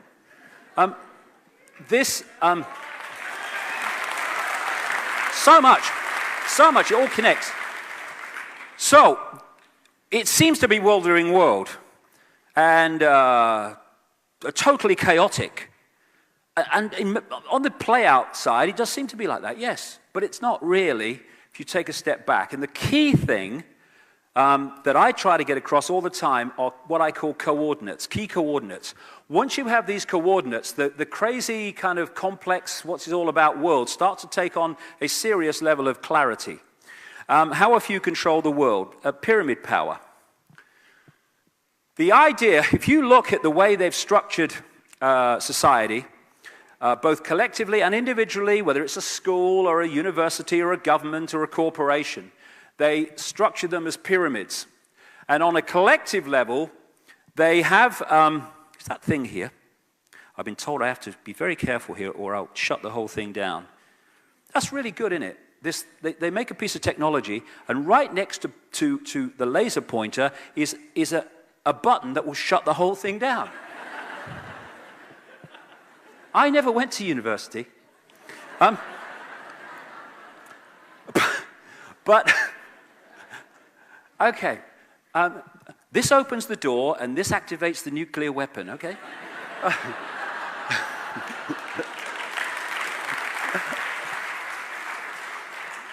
The way they've structured is to hoard the knowledge, this advanced knowledge, both of what we'll be talking about now and what we talked about in the first section, in the highest levels of these pyramid structures that they've created. Every organization virtually today is a pyramid. You've got the few at the top who know what the game's really about, and as you come down from those few, you meet more and more and more people in these different structures, but as you go down, they know less and less and less about what the organization's really about. They're just going in, making their contribution, and going home. They don't know how their contribution locks into this contribution and that contribution, again, all innocent in and of themselves, to create anything but an innocent picture. Only they know that. So what they've done is hoarded the knowledge, not least through the secret society network, and they've sucked as much of that knowledge out of circulation as they can. And their nightmare now is it's started to come back. Too bloody bad. Guys, it's about time. And this guy, Albert Pike, who was a Freemasonic god in America in the 1800s, Sovereign Grand Commander, Mother Supreme Council of the World, and all this stuff. They love their titles, these people. Pathetic. And he wrote this. This was in a book for Freemasons. Fictions are necessary to the people, and the truth becomes deadly to those who are not strong enough to contemplate it in all its brilliance. In fact, what can there be in common between the vile multitude and sublime wisdom? The truth must be kept secret, and the masses need a teaching proportional to their imperfect reason. That's what they do, is hoard the advanced knowledge and give us a fake version of reality. And this is the structure which shows, and I'm probably being bloody optimistic where I put these people. These are the levels of presidents and prime ministers and head of NATO and stuff. This is where, within the bloodline network and the shadow people right at the top, You never see. This is where the real power is. And these people who appear to be in power are actually just vehicles to introduce what is decided there into mainstream society. George Bush is a classic. Oh, hey, there he is, synchronicity. He's the next one. So people said, George Bush is big brother. What? You can't tie his shoelaces. No, he's not big brother. He's just a front man. And if you are in the public eye as a president and prime minister, you are by definition a front man. They don't put their key people there. They put gophers there. They might be in on it, a lot of them, and some of them don't. They're just manipulated, and some of them just want power and will do anything necessary for it. So they'll say, you know, we'll put you in power if you do this. Okay, and so they'll become prime minister or president. And so now it's no different. This guy reads teleprompters better than George Bush did, but apart from that, policy is pretty much the bloody same, hidden by rhetoric. And in every country, including Australia, Britain, everywhere, you have overwhelmingly two parties, usually, that have any chance of forming a government. And so people think, oh, we're going to change to them now, we'll change to them now. But the same force controls both sides, so whoever's in power is a representative of this force in the shadows. As some people say in America, you know, don't vote, it only encourages them. You know, I've not voted for years, it's a waste of time. Do you want this mask on the face or do you want that mask on the face? No, thanks. I'll go home, thanks, have a cup of tea. Do a lot more good than voting for either of them. This guy, David Roskopf, is a former managing director of Kissinger Associates, notorious Illuminati company, and he wrote this book last year called Superclass, in which he talked about a power elite that was making the world, but it was a cover story. It's becoming so blatant now that a few are running the show that this was a book to divert people away. Oh yes, there is an elite, but they're not connected, they're just loosely because they all don't. Oh, shut up. It's fundamentally controlled, man. Go away, take your check, leave me alone. And so this is how they've structured global society, of a series of pyramids within pyramids within pyramids, like Russian dolls, one inside a bigger doll, inside a bigger doll, inside a bigger doll.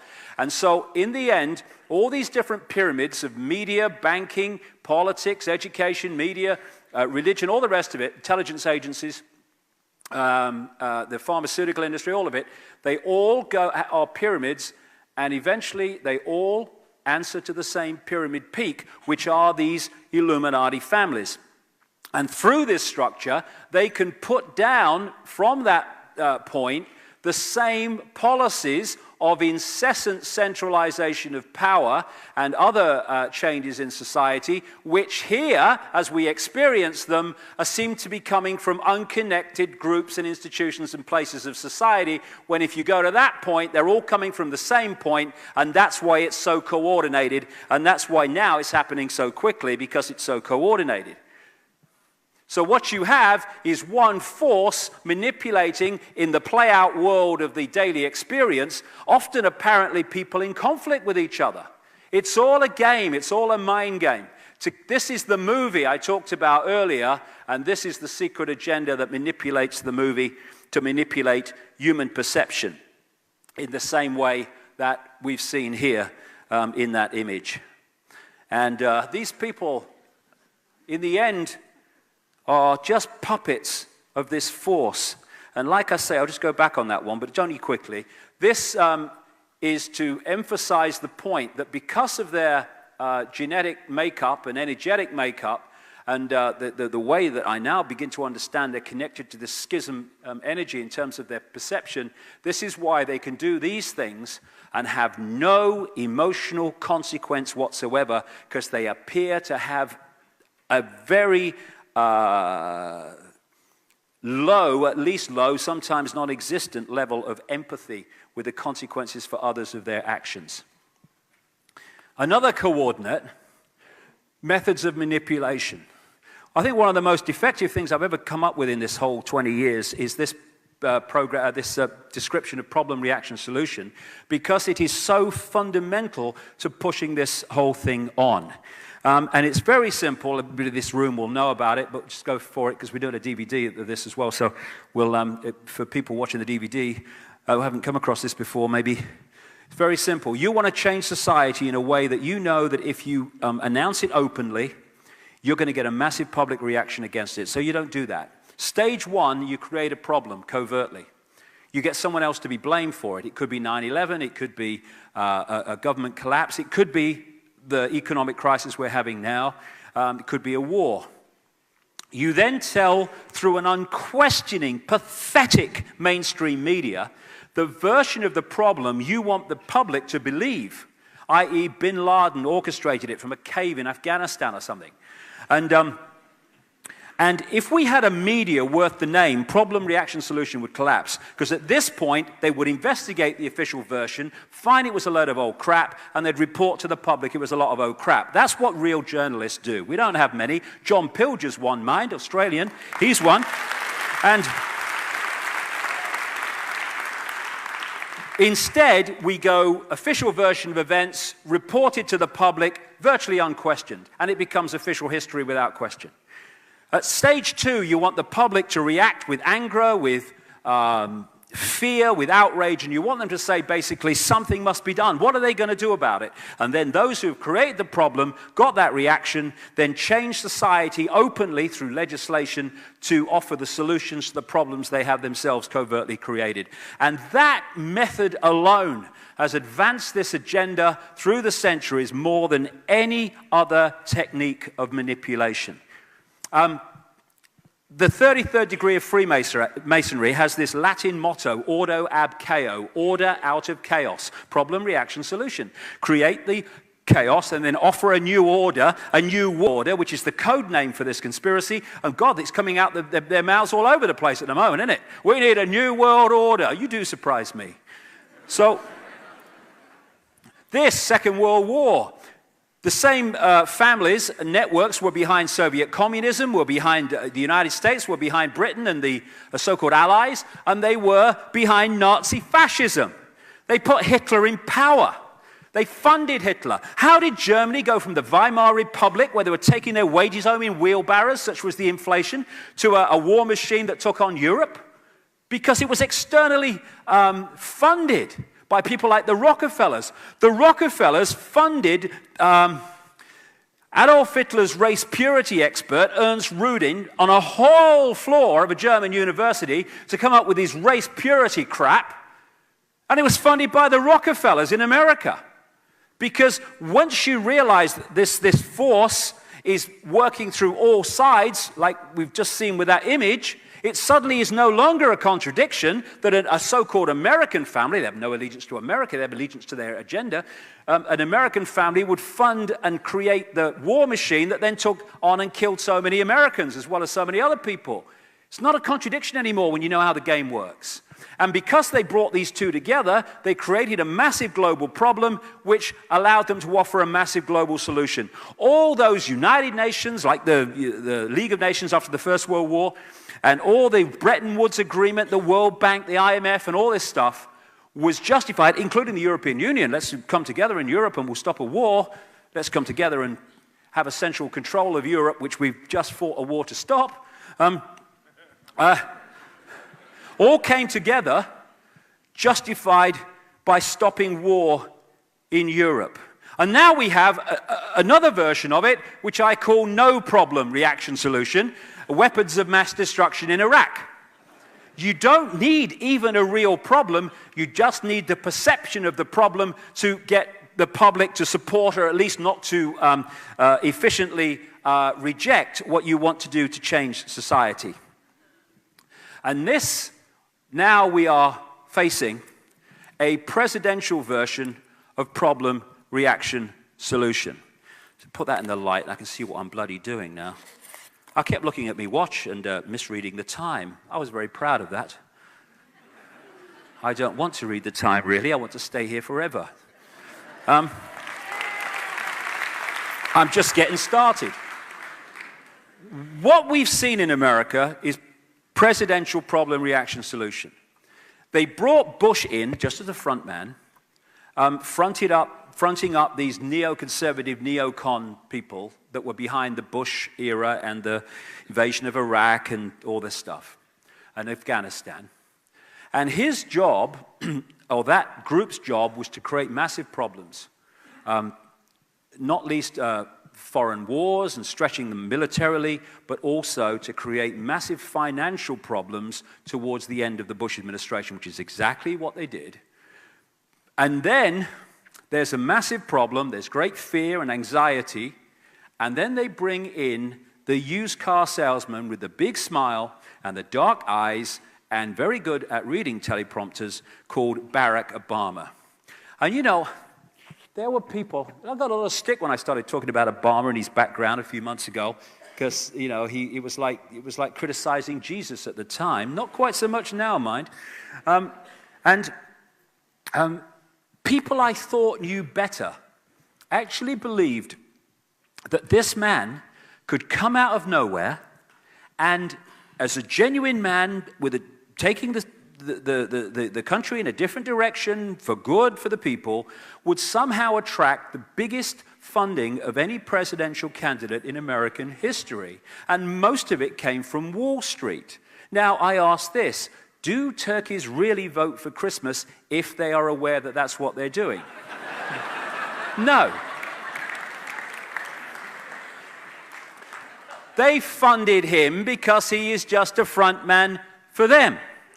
And he's done very well. This was his greatest, you see. Because of the problems of the Bush era, this was his greatest asset. Anybody but Bush.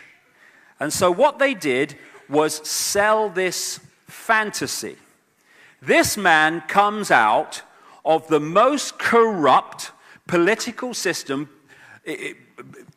in America and further afield too, Chicago.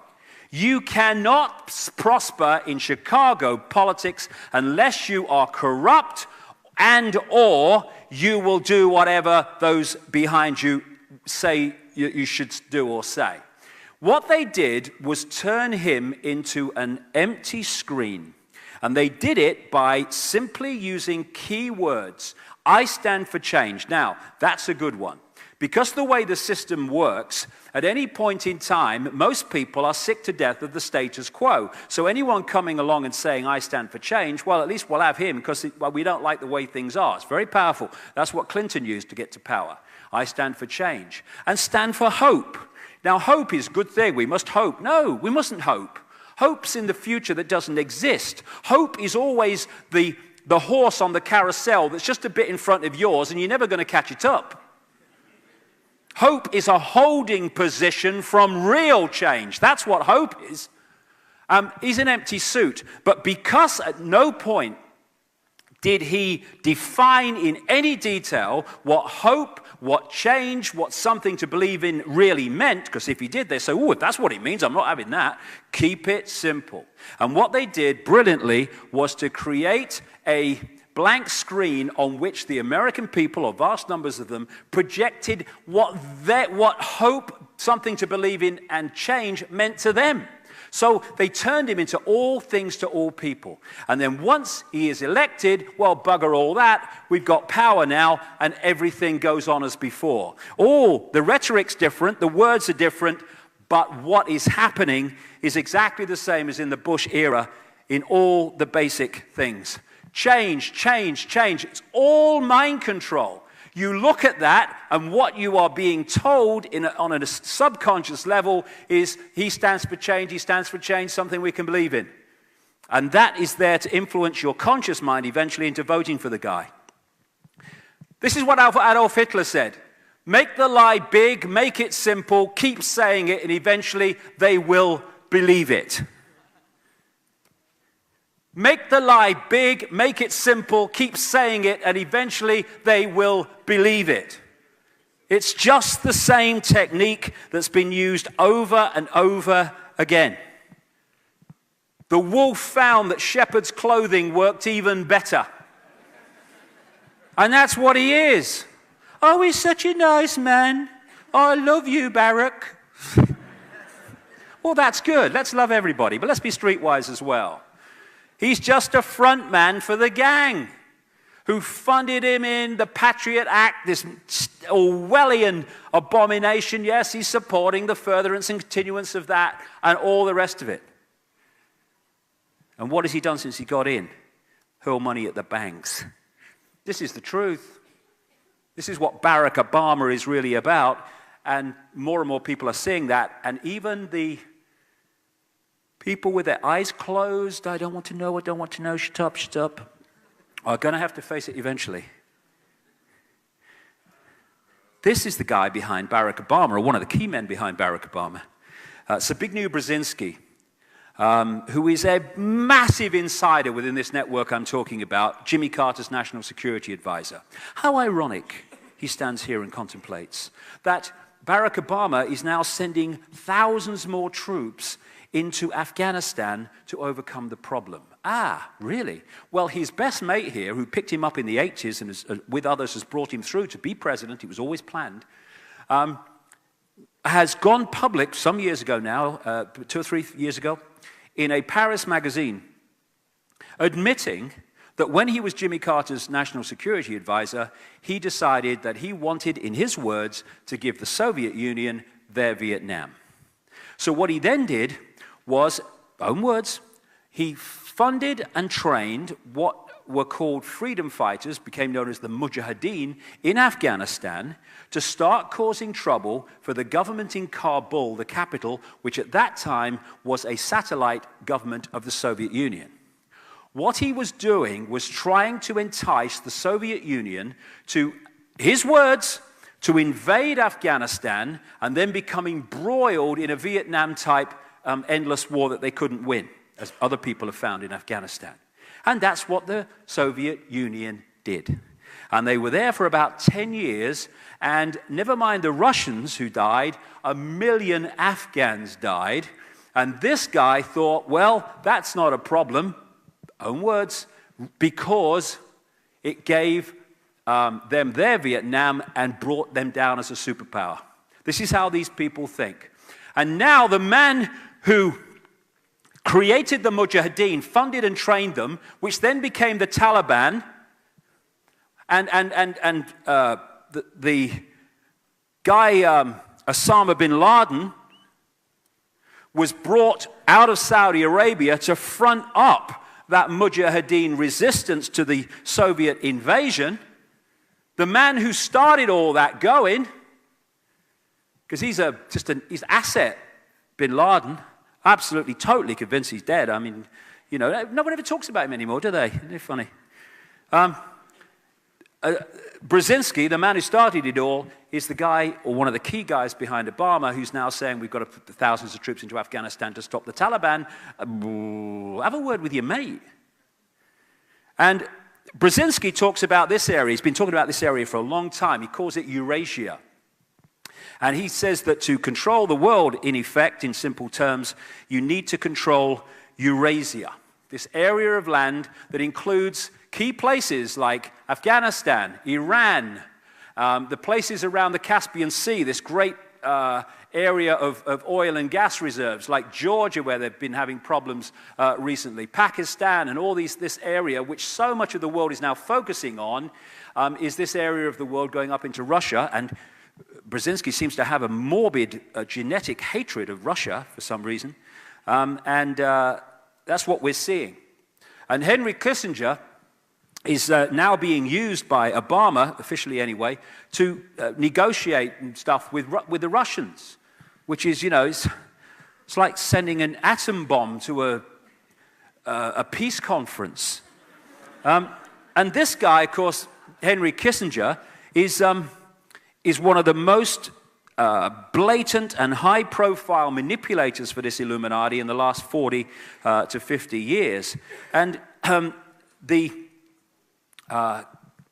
Brzezinski, in 1973, with David Rockefeller, set up one of the key organizations in the Illuminati network, at one level anyway, called the Trilateral Commission.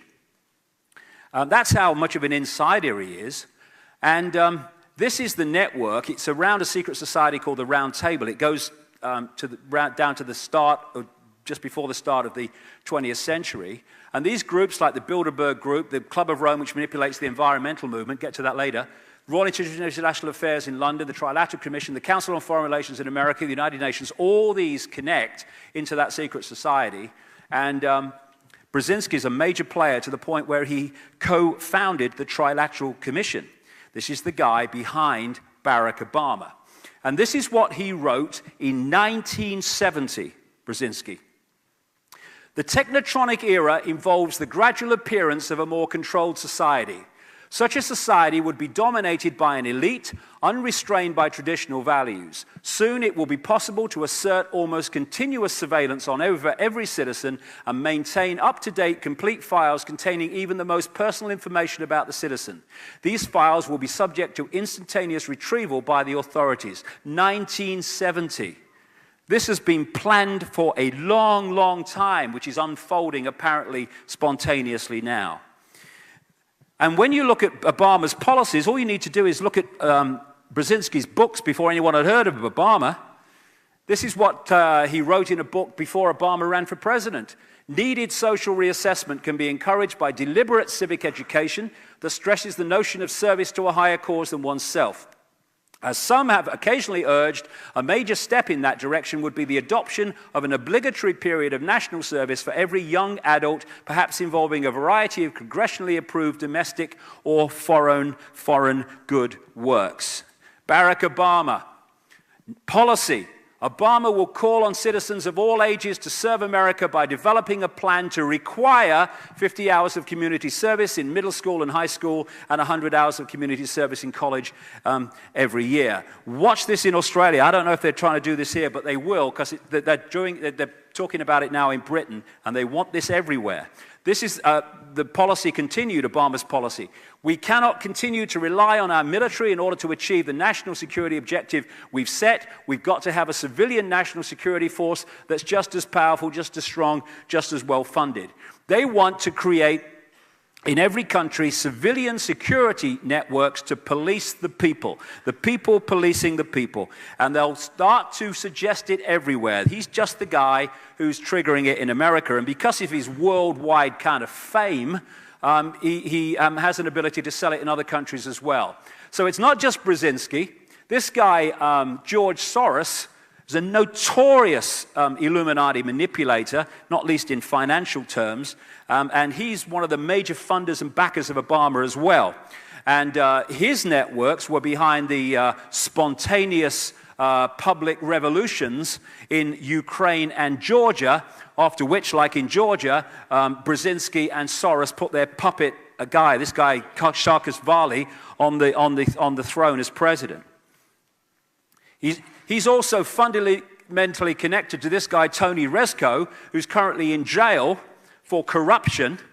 They did a land deal together, and he was one of the major funders of his political career. And he was put in jail for so controlling the political system of Chicago that when business people wanted to do business with the state, he was asking for them to pay him a fee to allow them to do work and business with the state when he officially had nothing to do with the state. He's in prison for it now. These are the kind of people Obama's around. This guy, William Ayers, Bill Ayers, was, as admitted, being involved in doing terrorist bombing through a group called the Weathermen a few decades ago, back in the 60s it was, and Obama's political career was started in this guy's house with another associate from the Weather Underground that was back in the 60s planting bombs in America. He's fundamentally connected to this organization called Icke, which is now being prosecuted by a stream of American states for producing fake representations for voting registrations. And of course, the people they were falsely voting would be falsely voting for him, and he's fundamentally connected to them. It's a deeply corrupt organization, and appropriately, Obama is closely connected to it because he's actually a deeply corrupt man. That's how you prosper in Chicago. It goes with the territory. And the other thing, hey, I wonder if the Keystones are writing this down. You write this down, because where I'm going to now. Around, because it's about time someone bloody said it.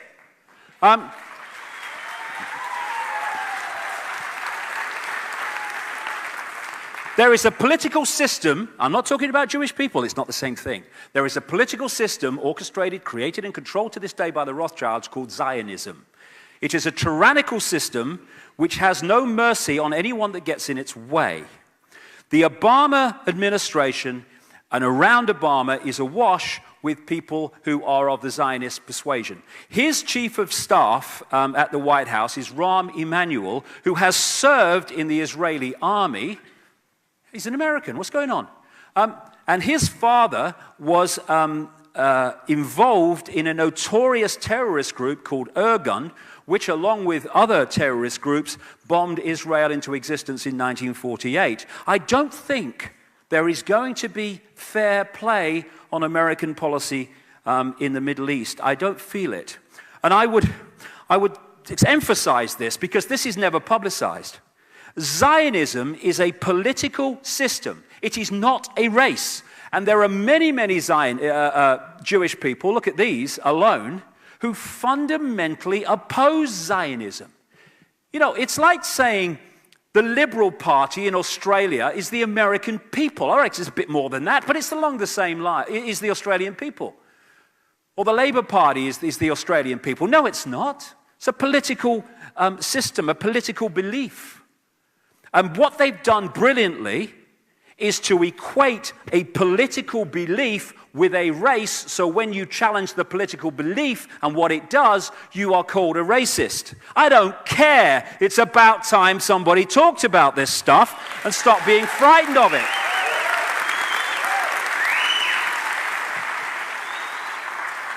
And if people realized Zionism is the creation of the Rothschild family, who are a major, major Illuminati family, along with many others, and interact with very closely in many ways with the Rockefellers.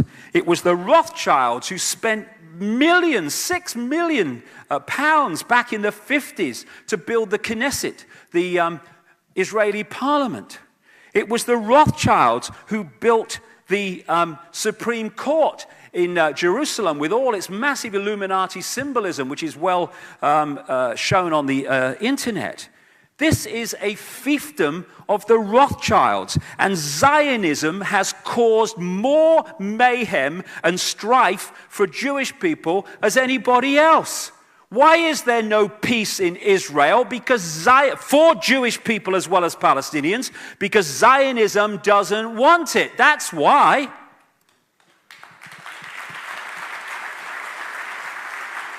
Because there are plans to use Israel and use the Jewish people in Israel to manifest a massive conflict which will lead to a third world war, which is what these guys are after. And Rahm Emanuel is the man who pulls the strings of Barack Obama, along with this guy, another Zionist, called David Axelrod. He was the guy that ran the whole of... masterminded the whole of the election campaign, both against Hillary Clinton and against John McCain. And it's Axelrod that is responsible for the words that appear on the teleprompter screens that Barack Obama reads. And he reads them so robot-like in terms of not having a thought in his head that last week, maybe 10 days ago, he thanked himself for inviting everybody to a reception because someone else's speech was on the teleprompter instead of his by mistake. It was the Irish Prime Minister was there on St. Patrick's Day. There, people are starting to call him the teleprompter president. It's so bloody obvious. That's why he never looks ahead. It's right, left, because that's where the screens are. Hello, Barack, over here. Sorry, I'm reading. And this is why you're getting the policy of Obama saying Palestinian refugees belong to their own state and do not have a literal right to return to Israel. He's talking about the people who fled, 800,000 of them, at the time of the bombing Israel into existence in 1948, and have never allowed to come back to their own land. People forget about this. White phosphorus, pepper bombing, the most crowded piece of land on the planet, the Gaza Strip. We don't target civilians, we just bomb where they live. Unbelievable. We're just protecting ourselves. No, it's a slaughter. And now I'm hearing, oh, there's a lot of anti-Israeli sentiment. Do you know something? I have a way around that. Stop slaughtering innocent people from the sky, okay? End of story. And it will go away.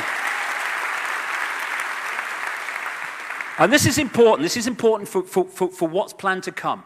We now have a situation in Israel where the extreme of the extreme has taken the reins of power. Benjamin Netanyahu, he's talked about, these are his words summarized, he wants a violent reoccupation of Gaza to liquidate its elected government. And he pledges to thwart the Iranian threat once and for all. He's now got this guy, Lieberman, as his foreign minister, and this man's so far right, he topples over, right? And he's got Barak as the defense minister in this new government, and he was defense minister that oversaw the pepper bombing of the Gaza Strip.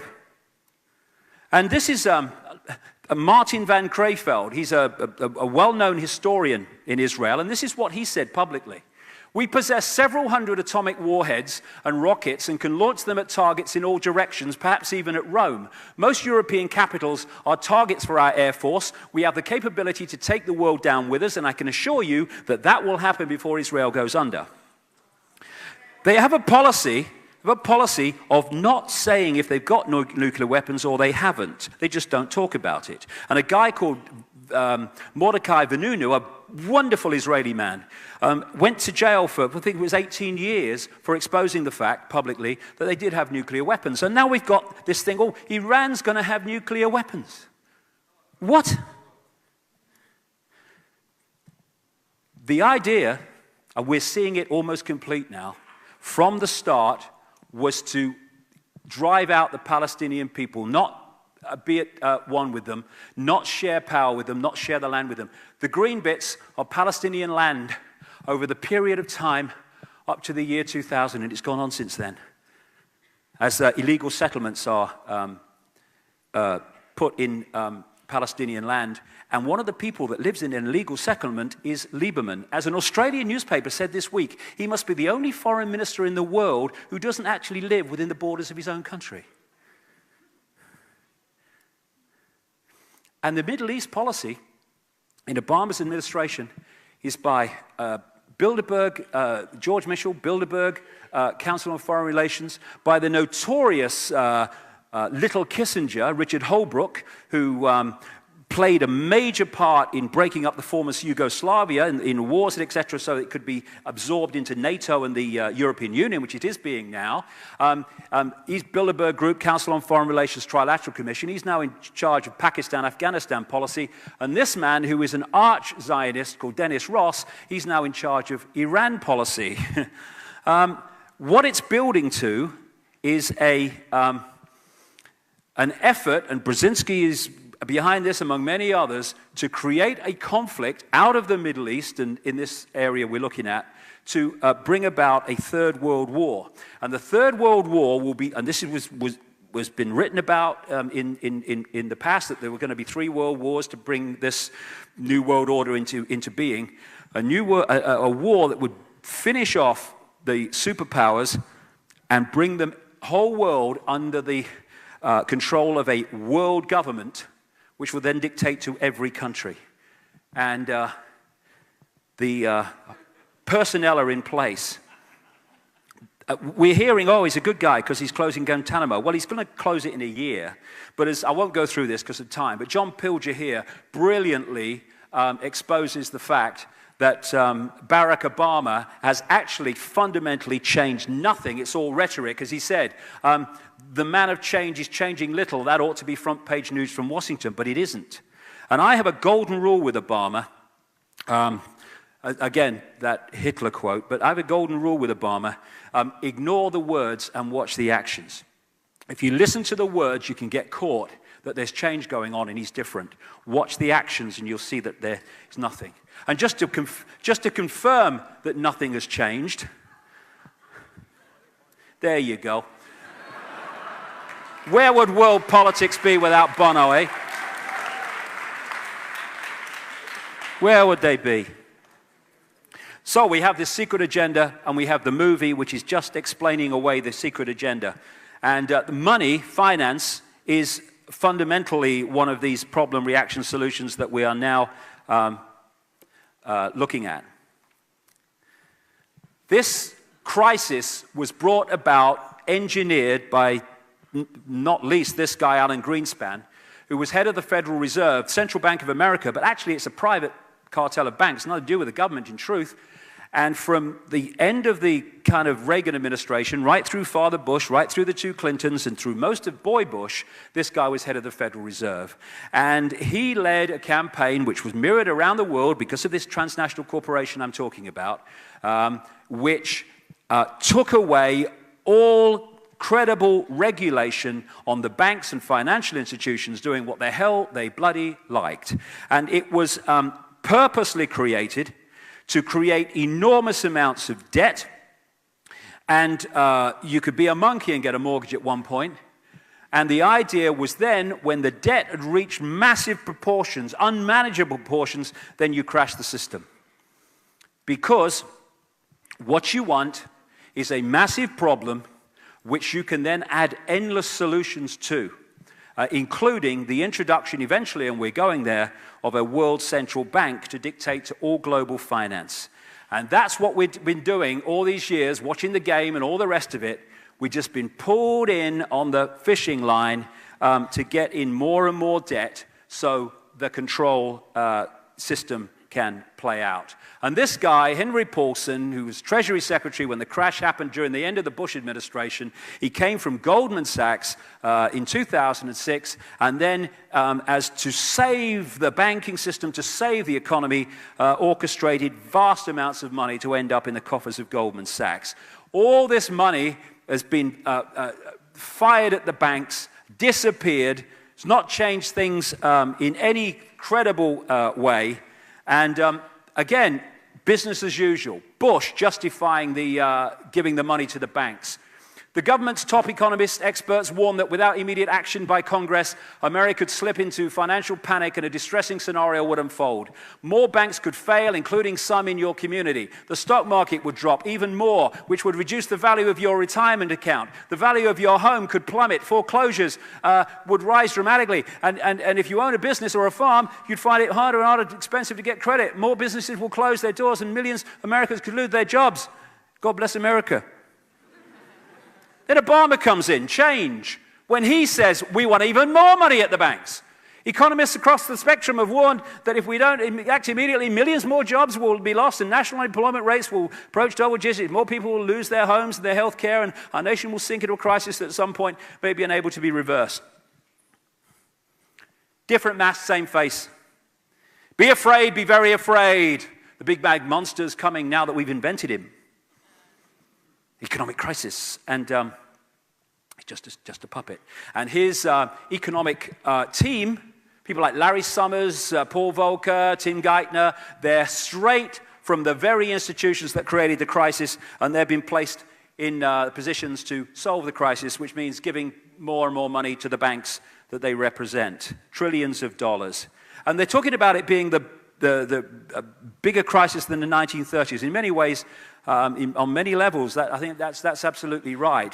What they want, and I've been saying this since November now, what they want, and we're two-thirds there, don't want to be the bringer of bad news, but, you know, let's face it, was to crash the economy, first of all, and create a massive problem. Stage two is for those that have created the problem to come into government and hurl enormous amounts of cuckoo land money at the problem, because what they wanted to do in stage two is empty the weapons of government, to respond to the crisis. And once those those guns have been emptied in terms of response possibilities, then they want to crash it here and crash it in a way that there can be no government response. They want to create absolute chaos on so many levels so that the people say, save us, do something. And the do something will bring in this centralized, global, fascist, Orwellian state. This, as a result of it. Not just a financial crisis, they want wars as well. They want to, first of all, destroy America, because if you want a world government, then you can't have superpowers in the world that can say no to the world government financially and militarily. So as I've been saying for years now, what we're seeing in America is using America to destroy America. It's being destroyed militarily because it's fighting on so many fronts, and financially, I was there for 2 months recently. That country is on the brink of financial catastrophe. Not just a crisis, catastrophe with what's going on there, which has not hit the public arena yet. And the other thing they want in problem, reaction, solution is people to riot and be violent in response to what's going on, because then they've got a problem that they can offer the solution to, which is increases in the police state to meet the problem of violent reaction of the public to the problems they've created, and also to justify putting people into these concentration camps, you can only call them, holding centers they're called, which exist all over the world, particularly in America, under an organization called FEMA, Federal Emergency Management Agency. Again, people around the conspiracy research world have been talking about this now for 10 years, and it's coming to pass. And I don't believe in violence. I will not be violent. I will not be violent. I don't care what the situation is. I do want to be violent. I'm not going to add my energy to that crap. But a lot of people would be in response to this, and to do that, you need to get rid of their guns. That's why when Hitler came in, he wanted to disarm the population, because then a big problem of resistance had gone. It's Rahm Emanuel that is now leading the campaign in America to take away more and more guns from the population, because he knows that an armed population prepared to use them in certain situations makes them much more difficult to control. But I would say this, Martin Luther King, the limitation of riots, moral questions aside, is that they cannot win, and their participants know it. Hence, rioting is not revolutionary but reactionary, because it invites defeat. It involves an emotional catharsis, but it must be followed by a sense of futility. And what we need is not to riot, not to be violent, not even to go in mass protests. So be my guest if people want to do that. But they're not frightened of protests, this gang. They're terrified of us not complying with our own enslavement. And when we stop doing that, they've lost their power. No violence necessary. They want us to be violent. Inside job, problem, reaction, solution, 9/11. Won't go into all that now, but it's been well documented. But another classic one. And interestingly, 1997, the Grand Chessboard, Brzezinski book. Moreover, as America becomes an increasingly multicultural society, it may find it more difficult to fashion a consensus on foreign policy issues, except in the circumstances of a truly massive and widely perceived direct external threat. What was it? 3 years later? 4 years later? Thank you. Massive external threat, which has justified so much. I love that. So David Dees is a great artist. Anything like this in this presentation comes from David Dees, a brilliant artist who portrays real powerful statements in pictures like this. Jet fuel, that's a good one. These are buildings, by the way, in other parts of the world that burned incredibly more intensely than the Twin Towers, and none of them fell. That one seems to be falling, but it's not. It's the way the building is actually built. There you go. There you go. Put that where I can see it. Okay, we're not doing bad. There you go. Reichstag fire, which Hitler did. Blame someone else for it, justified the takeover of the state as a result of it. Same thing, problem, reaction, solution. Again, Saddam Hussein was the guy. We're going to go into Iraq because of Saddam Hussein.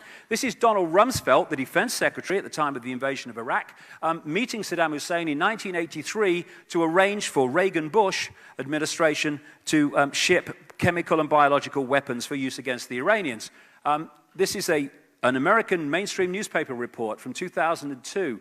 Donald Rumsfeld, the U.S. Defense Secretary and one of the most strident critics of Saddam Hussein, met the Iraqi president in 1983 to ease the way for U.S. companies to sell biological and chemical weapons, including anthrax and bubonic plague cultures, according to newly declassified government documents. Again and again, you see people creating the problem who then become the people to solve the problem.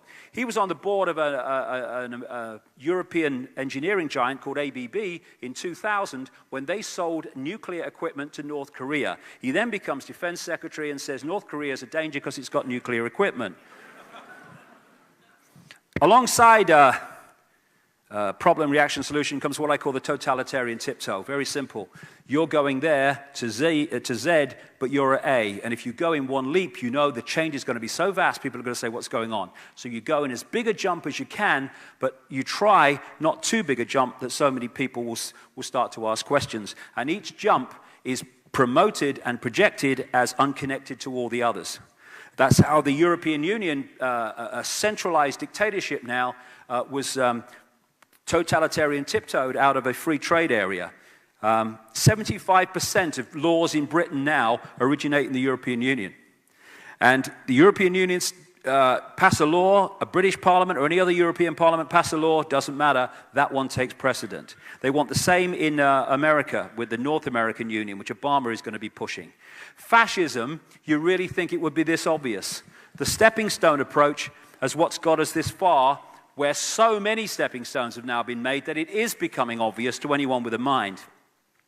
I'll quickly go through this because there's so much to get through, but it's like I say, I wish I had hours.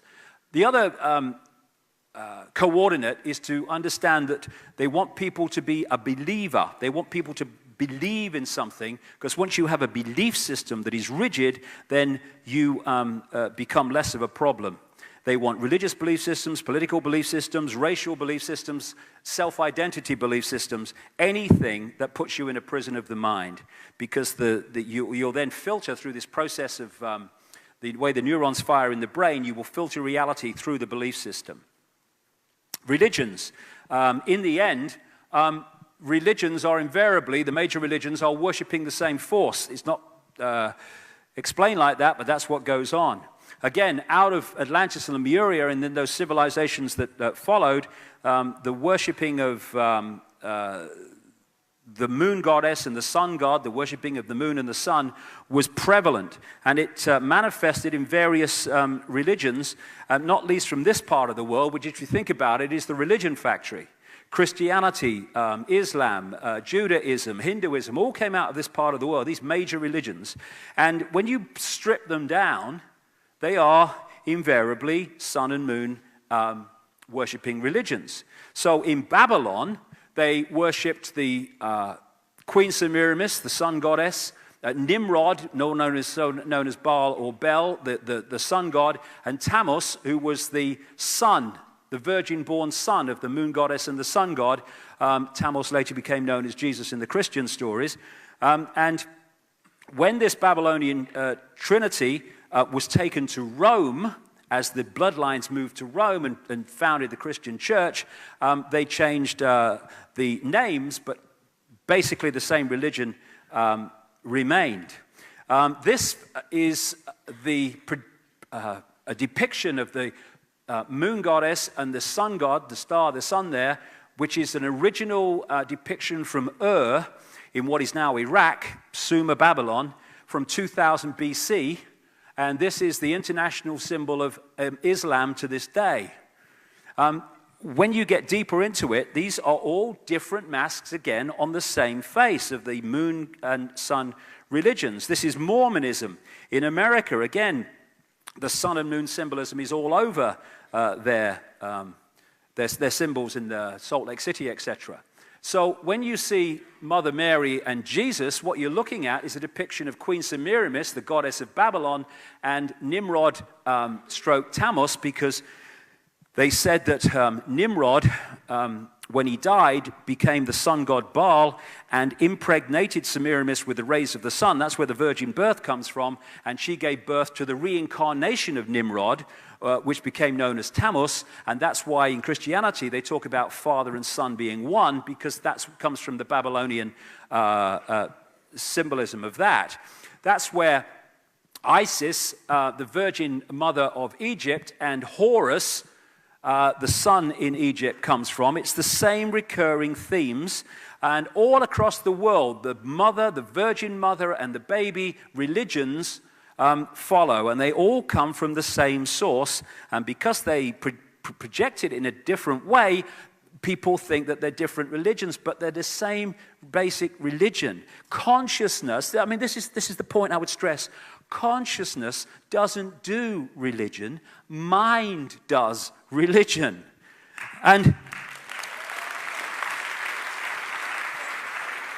this is an ancient depiction of Queen Semiramis, the goddess of Babylon, and I think I've seen her somewhere else before. The Statue of Liberty, a mirror depiction of Queen Semiramis, was given to New York by French Freemasons in Paris who knew exactly what it represented, the goddess of Babylon.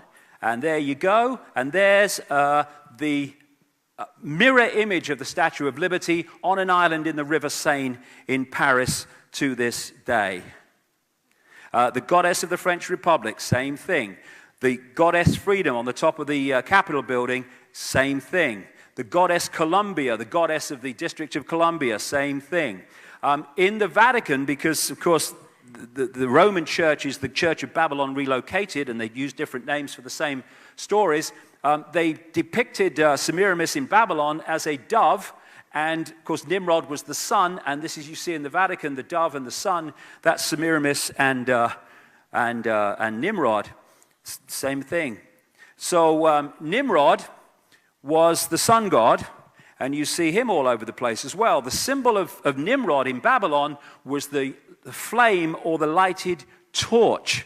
And that's why the Statue of Liberty is holding a lighted torch, the torch of Nimrod, and he's actually standing, when you see from above, on a depiction of the sun. And that, you see, the way they manipulate reality and sense of reality, Americans, understandably, look to the Statue of Liberty as a symbol of their freedom when it's a symbol of their enslavement. Same thing, holding Nimrod. And this is an exact and massive depiction of the flame held by the Statue of Liberty, and that's on top of the Pont d'Alma Tunnel, and that's now where people take their tributes to Princess Diana, who died underneath it. Another way that Nimrod was depicted was as Dagon, the fish god. This is an original depiction from thousands of years ago, and that's just a kind of, obviously, a knocked-up symbol of it, and that's why we have this. Dagon, the fish god, the mitre, it's all the same symbolism of symbolizing Nimrod. The obelisks you find all over the place. The biggest obelisk in the world is the Washington Memorial opposite the White House. That's the penis of Nimrod Osiris, going back to that symbolism of the Credo necklace too. Nimrod aircraft, all the same things. And the religions were taken across the world and expanded, and they became the religious network that we have today, which ironically fight each other when actually they're all different masks on the same face, which ultimately connect into the same network. Same with the New Age.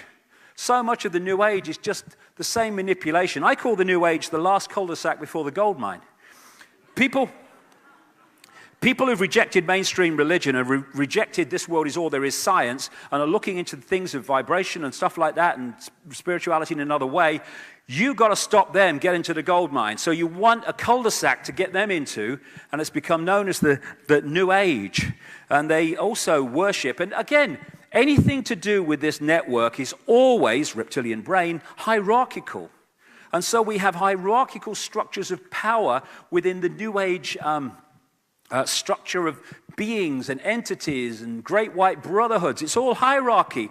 Consciousness doesn't do hierarchy. Mind does hierarchy. If you're into hierarchy, you're in mind, you're not in consciousness. Simple things. You can see whether it's consciousness or not. And I love that the New Age Jesus, Sananda, looks exactly like the Jesus depicted by the Renaissance painters who hadn't got a clue what he bloody looked like anyway. So the idea is to use religion to keep people in mind and stop them connecting to consciousness. Because when you start talking about consciousness and the way consciousness sees the world, religions go, you can't say that, that's the devil, and all the rest of it, and fright people into acquiescing to rules and regulations of these religions. And again, in the end, all these religions, you go through them, and you're providing sustenance, energetic sustenance for the same entities. The same entities. It's a very true saying. Energy goes where attention goes, and worship is a really focused form of attention. And so when we're in worship, focusing on a deity, we might think the deity represents something, but it represents something else. Attention goes where, or energy flows where attention goes. Energy flows where attention goes. Energy flows where attention goes. Energy flows where attention goes. Energy flows where attention goes. Energy flows where attention goes. I mean, what an image for a religion to focus on. Someone being tortured. What are we doing? Let's think about it. What an image to focus a religion on. And like I say, religion is mind. That's why it's so schism-like, fractured. And they create them so they can play them off against each other. Trust Jesus. We know the truth. No, Judaism knows the truth. No, Islam knows the truth. No, this knows the truth. Play them off against each other. It's a divide and rule to put people in so many ways in that state. Religion has played a massive, massive part in this, cutting off the channels to consciousness. Oh, God, I wish I had lots of time. Okay.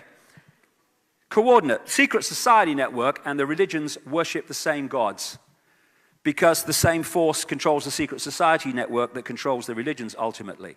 So you have the Eye of Ra, which you see over and over again in the symbolism of the secret societies and the corporations they control. Again, that's the Vatican. There you see the Freemasonry thing. And that's in a Freemasons lodge in Boston. Same thing, it's the rising sun. This is the supreme headquarters of the 33rd degree in Washington, D.C., just down from the White House. And again, the rising sun symbol of the Illuminati and the secret society network. And that's why above the Downing Street door, you have that symbol, which is the symbol of the rising sun. We control Downing Street. That's the sun chair of George Washington, the first president of the United States, a high Freemason, and again, the same symbolism. And that's what you get on NBC News. That's the symbolism of that. That's the sun on a Boston Freemasonry lodge. Worship of the sun. This is the Mother Lodge of Freemasonry in London, from which Freemasonry went out across the colonies, Australia and America and all the rest of it, and they located it in Great Queen Street, which was one of the names in Babylon for Queen Semiramis, the moon goddess, Great Queen. And so when they created Virginia, and they said it was named after the Virgin Queen, Queen Elizabeth I, who was no more a virgin than Madonna, by the way, it's just a cover story. Virginia was named after the Virgin Queen of Babylon, Semiramis. And this is how they do it, by having these pyramids within pyramids, which mirror the secret society structure of levels of degree. And in the end, these secret societies that we know, like Freemasons and all these others, they feed a very chosen select few into another pyramid that is never talked about and is denied to exist, which is where the real action is, what I call the Illuminati pyramid, and that's where the real action and power is. You can also symbolize it as a spider's web. The spider at the center is where the control system comes out of. You never see that. You never see those people. And in the end, they connect into these other dimensions of reptilian entities. Each of these strands represents an organization. The closer the strand is, the organization is to the spider, the more exclusive it is. And often, if you get close enough to the spider, it doesn't even have a name because it's very difficult to lock into something that doesn't have a name. As you come out, you're starting to hit things like Council on Foreign Relations, Trilateral Commission, which interact directly with mainstream society. But all of these organizations, they get their orders and agenda from the spider, and so they work as one unit. And they've done that to the world as a result. The Jesuits are a major spider, close to the spider organization. That's the Black Pope, as they call him, the head of the Jesuits currently, Adolfo Nicolas, who more power than the real Pope. And so many politicians like these people, from Pierre Trudeau in Canada and Robert Mugabe and Clinton and these other people, John Kerry, are connected into the Jesuits. So's this guy, Joe Biden, the vice president currently. Another major secret societies are the Knights Templar and the Knights Hospitaller of St. John of Jerusalem here, which is now known today as the Knights of Malta, and have their headquarters in Rome. These are the Knights Templar, and they control the City of London financial district and create mayhem as a result. And this is the temple area where they control law from, and this is the original Templar church that was made famous recently by the Da Vinci Code. And also, the Illuminati connect into Satanism. That's why so many of these famous people in the world take part in satanic ritual and human sacrifice and all this stuff, because these bloodlines have right the way through history, and they keep going and doing it. At one time, they did it openly when they could, but now it's done extremely covertly and through this secret society network that it connects into, but it has its own structure also. And what they're doing is creating, this guy Vlad Dracul, by the way, who is famous for spearing people and impaling people and drinking their blood, back I think it was the 15th century in what is now Romania. And he was the inspiration of the Dracula stories, and he was and his family were key members of an organization called the Royal Court of the Dragon, or the Order of the Dragon, which actually goes back to ancient Egypt, at least to ancient Egypt. And this guy's sister comes through directly to the Mary of Teck, who is the present Queen of England's grandmother. She is a direct descendant of Vlad Dracul's sister, and I'm not surprised. Things like this is kind of from a B movie, and all this stuff that you see, this actually goes on. One of the things that has, and you see it all around the world in history, and often connected to dragons, but not always, the thing that I found one of the hardest things to cope with originally when I came across it is not just that children are sacrificed in these rituals by these famous people and lots of not so famous people, or that child abuse is going on. What staggered me is the scale of it. It is extraordinary. And sometimes it's depicted too close to the truth, like in this Stanley Kubrick movie, Eyes Wide Shut, where he understated it, actually.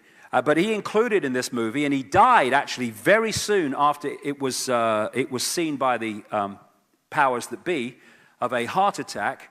And I know from someone who's writing a biography of Stanley Kubrick in America that 15 minutes of it were removed after he died. So what did that say? These rituals with the rich and famous in the stately homes and other places are not going on every now and again here and there. They're going on all over the world, including Australia. And my understanding is Victoria is one of the centers for it in Australia, and it involves some very well-known people in this area, as it does everywhere, because this is a global thing. And one of the things they're doing in these rituals, and I've talked to people who've taken part in them, often against their will, what they're doing is they're creating an energy bridge between the entities, the reptilian entities and other entities that operate just outside visible light. The rituals are there to create an energetic bridge which allows them to enter this dimension and be seen and to be interacted with. And one of the ways is that symbol you see in Satanism, which is the pentagram with a circle around it, and other symbols, because we see them as symbols, but they have an effect on the energy field. If you could see it on an energetic level, you would see something very different that symbol is, geometrical symbol is creating, and it's through these symbols that they bring them through energetically into this dimension and interact with them. And the hierarchy of Satanism, hierarchy of Illuminati, is based on the power of the demonic entities, as people call them, that you allow to take over your body. This is where the whole thing comes from of selling your soul to the devil. You get the power and the prestige within this world up to a point, but you give yourself over to these demonic entities before you get that power. And then after you pass through, you become controlled by these entities when you leave the body. Now, this is in Sydney. I found this years ago. I dropped off my seat. This is a war memorial for the people who died in the 2 world wars, and this is the symbol in the middle of it, someone being sacrificed over an image of the sun. This symbolism is all over the place. Bohemian Grove, where they worship a 40-foot stone owl, which is symbolic of Queen Semiramis. This is an original Babylonian depiction of Queen Semiramis, and she's famous for being connected to owls. And there you have an owl on the street plan around the Capitol building in Washington. And if you look at another level of it, it's standing in the street plan on a pyramid. And this is symbolic of Queen Semiramis, with the Capitol building, American politics in its belly. And like I say, this is a global thing. This is Canberra, with the Capitol building at the top, the Parliament building at the top.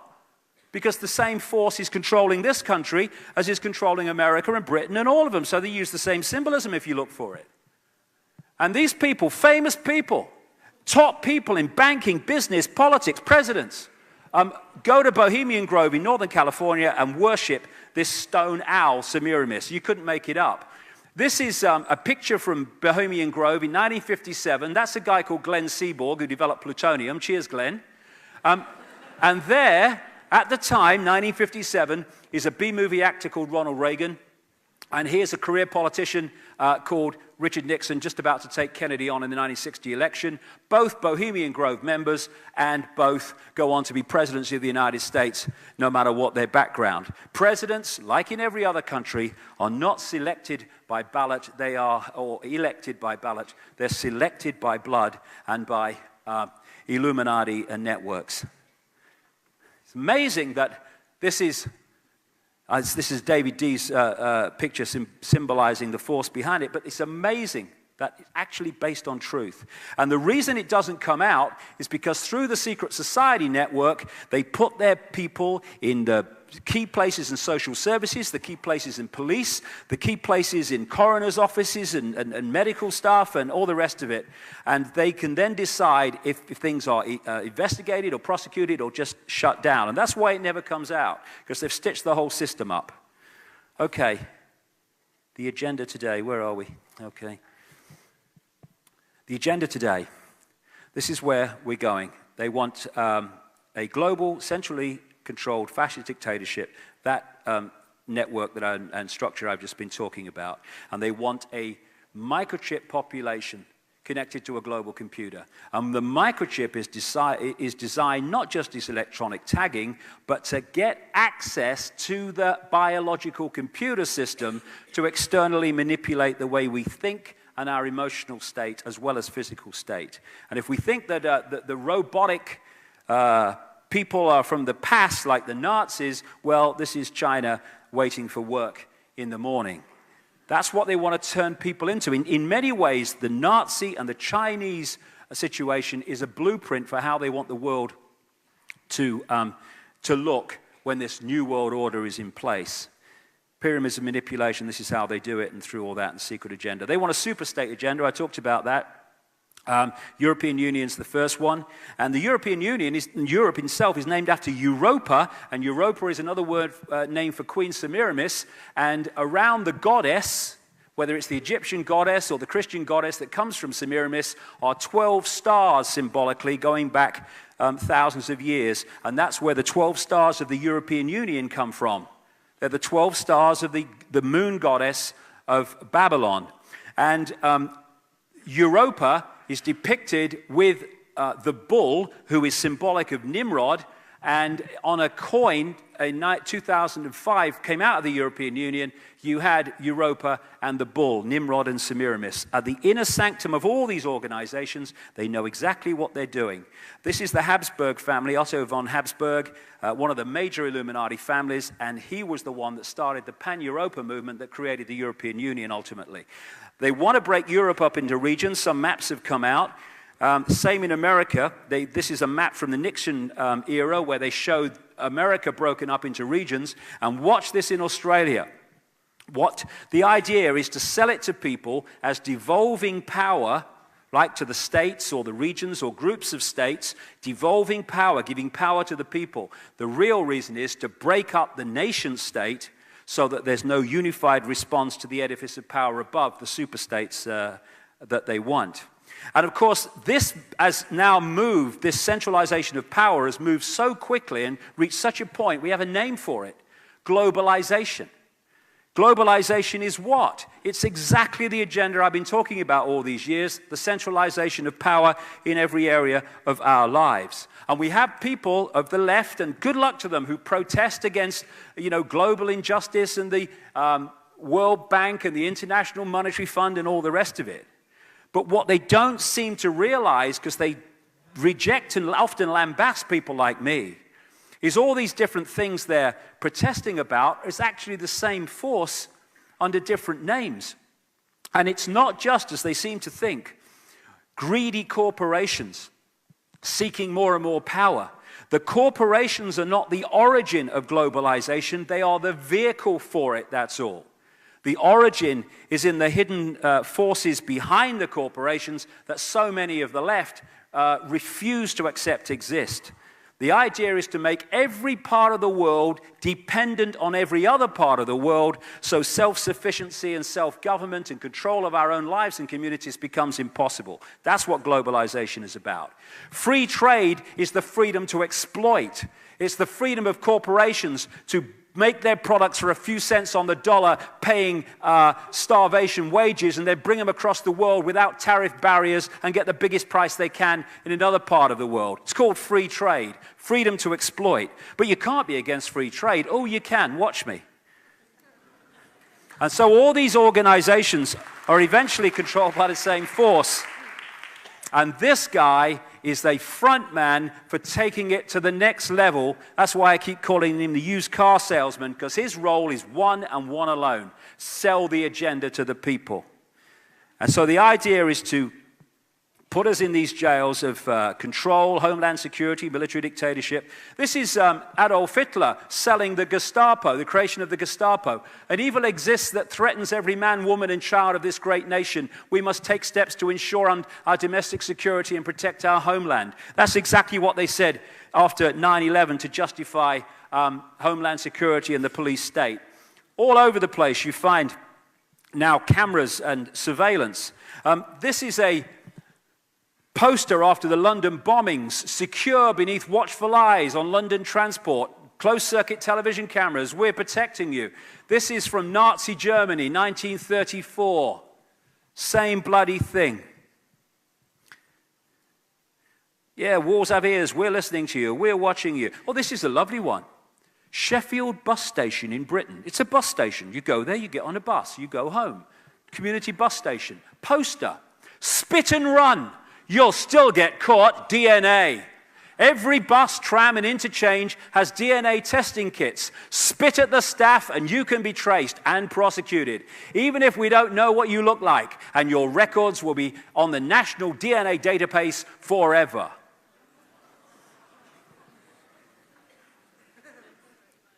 And so in every country we're now seeing, because it's a movement, we're seeing the difference between the military and the police becoming less and less obvious.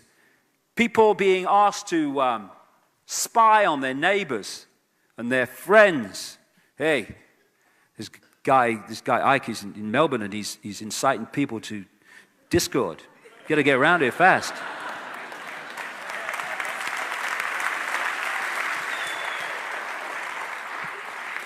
We're on our way. This is how to tell a terrorist now at the airport. And so we got the movement towards microchips and identity cards and all that stuff. And this is a State Watch report in Europe, an organization just explaining how the cumulative nature of all these things I'm talking about are turning us into a police state very, very quickly. And the idea is to keep prodding us telling us what to do, telling us what we can't do, making it difficult to do this, making it difficult to do that, and watching us and having punishments for whatever we bloody do. Keep quiet, shut up, you can't say that. Oh no, go to a free speech zone, and all the rest of it. And cumulatively again, this is what it's about. And this is why we mustn't acquiesce to it. They have experiments in laboratories where they have rats or mice, and they have these mazes. And if you go down this part of the maze, there's an electronic shock equipment, and you go down there and the mouse gets shocked. After a few times, it's been shocked so often, you can take the equipment away so it can freely go without actually any shock. It will not go down there because its mind has been, through punishment, through hassle and pain, has been programmed not to go down there, only to go down this channel or that channel. And what's happening is that we are now all over the world being bombarded with so much instruction, so many orders, so many can't do's, so many punishments for the ridiculously small things, that they're basically prodding us so that we go into a state of acquiescence and subordination and just follow unquestioningly the diktats of authority. That's what it's about. It's about programming us through all these consequences that are now emerging by the day at ridiculous levels of detail in our lives. We mustn't acquiesce to that. This is what this is about. The taser, which is coming in all over the world. And 55,000 volts of electricity. Which has killed a significant number of people around the world. And I saw a newspaper headline when these first came out in America, and it was written by this journalist who'd seen it happen, and the headline was, "Anything you say, officer, just don't use that thing on me." That's what they're here for. People say, oh, it's bad for the taser, people are dying. No, it's good for the taser, people are dying. Because when you've seen people dying from a taser, someone pulls a taser out with a uniform on, you're going to do whatever he says. That's the idea. It's the laboratory mouse, the laboratory rat. Political correctness is another thing. Not only are we physically being given consequences for everything, we now, I don't, but many people do, they are thinking what they say before they say it. They're not even having the freedom and the relaxation to say what they think in case they say something that's politically incorrect. And people say, oh no, you can't say people are crippled, you have to say they're digitally challenged. Well, I've got rheumatoid arthritis in my hands, and I can hardly use them for anything but driving and pressing buttons on a computer. I don't mind if someone says I've got a crippled hand. I have no problem with that, because it bloody well is, okay? I mean, what's the problem? But it's all about, and again, the text language is the same. If you think on the level of mind, we think with words. When you have a thought, you're thinking in words.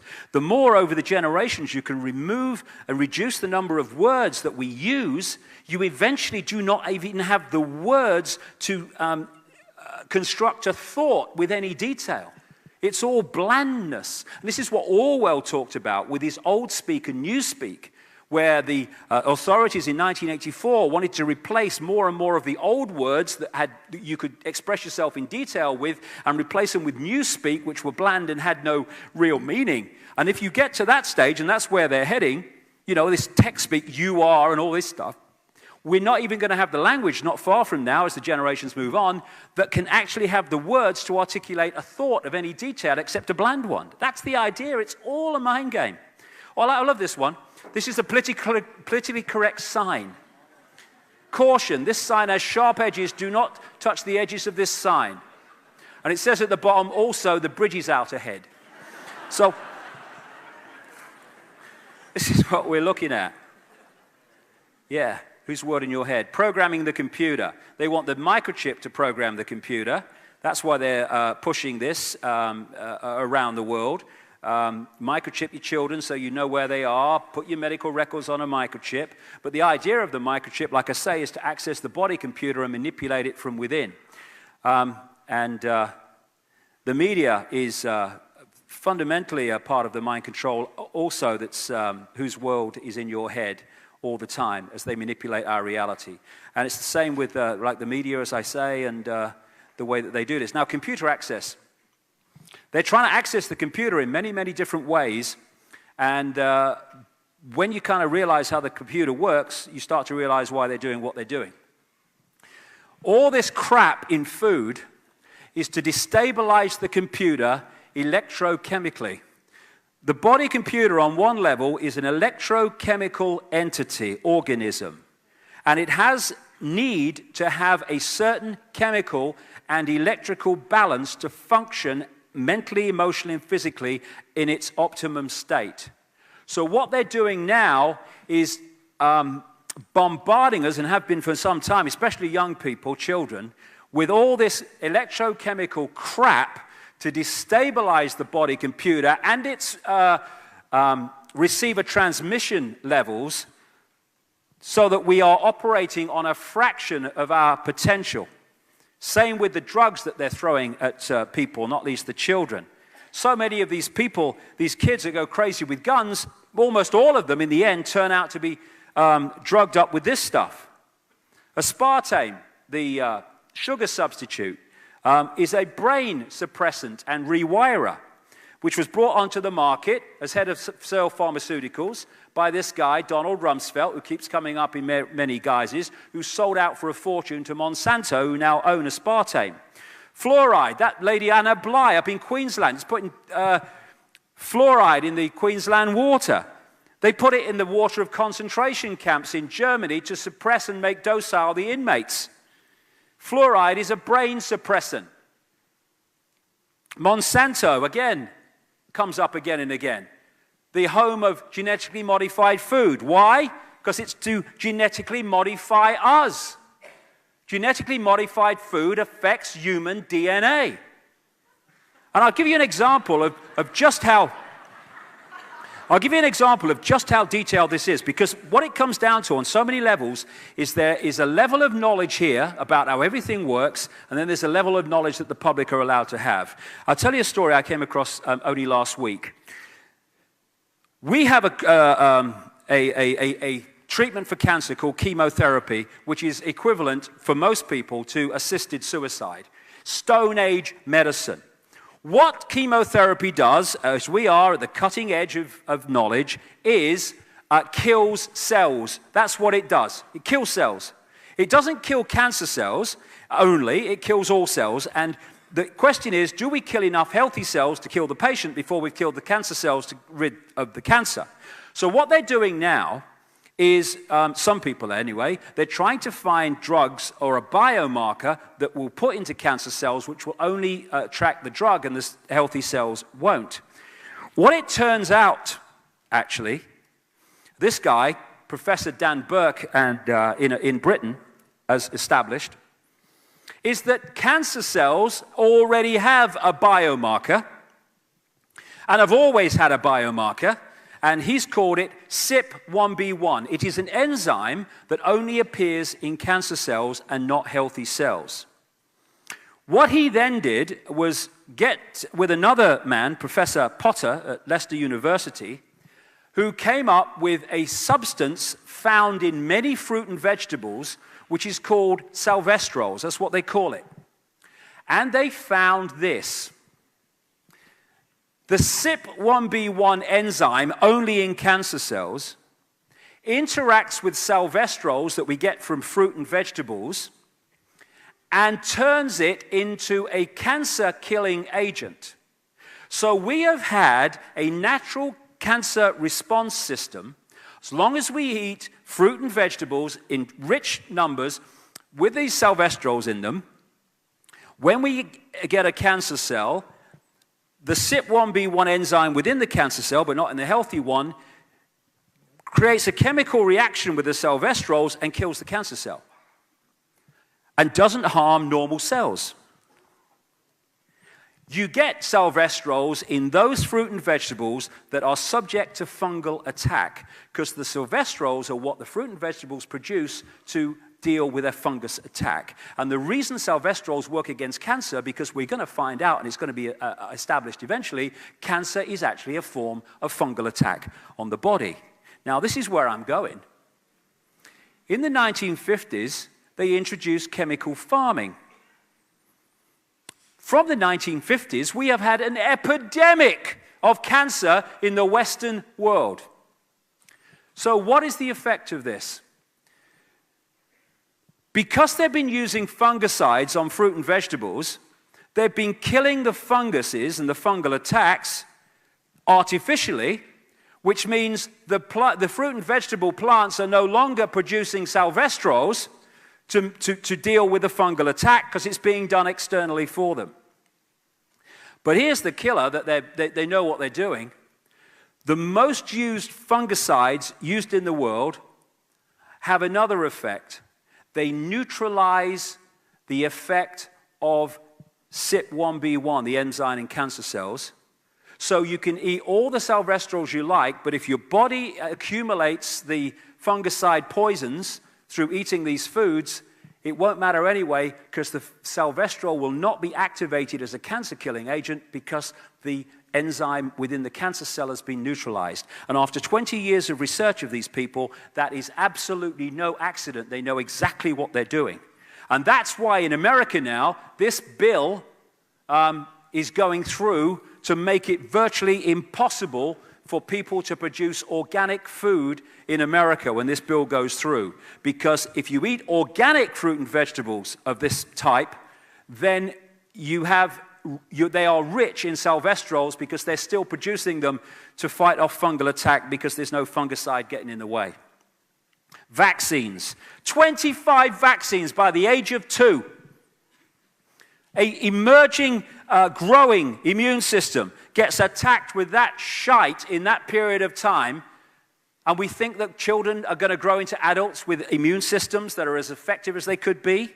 You're having a bloody laugh. And these things that vaccines were supposed to get rid of were in free fall before the vaccines came in. Another scam. And of course, the immune system is the antivirus system. If that's not working, we become open to endless other attacks, which is what chemotherapy does in cancer treatment. It kills the cells in the immune system, which is why people that have chemotherapy have shot immune systems that open to other things.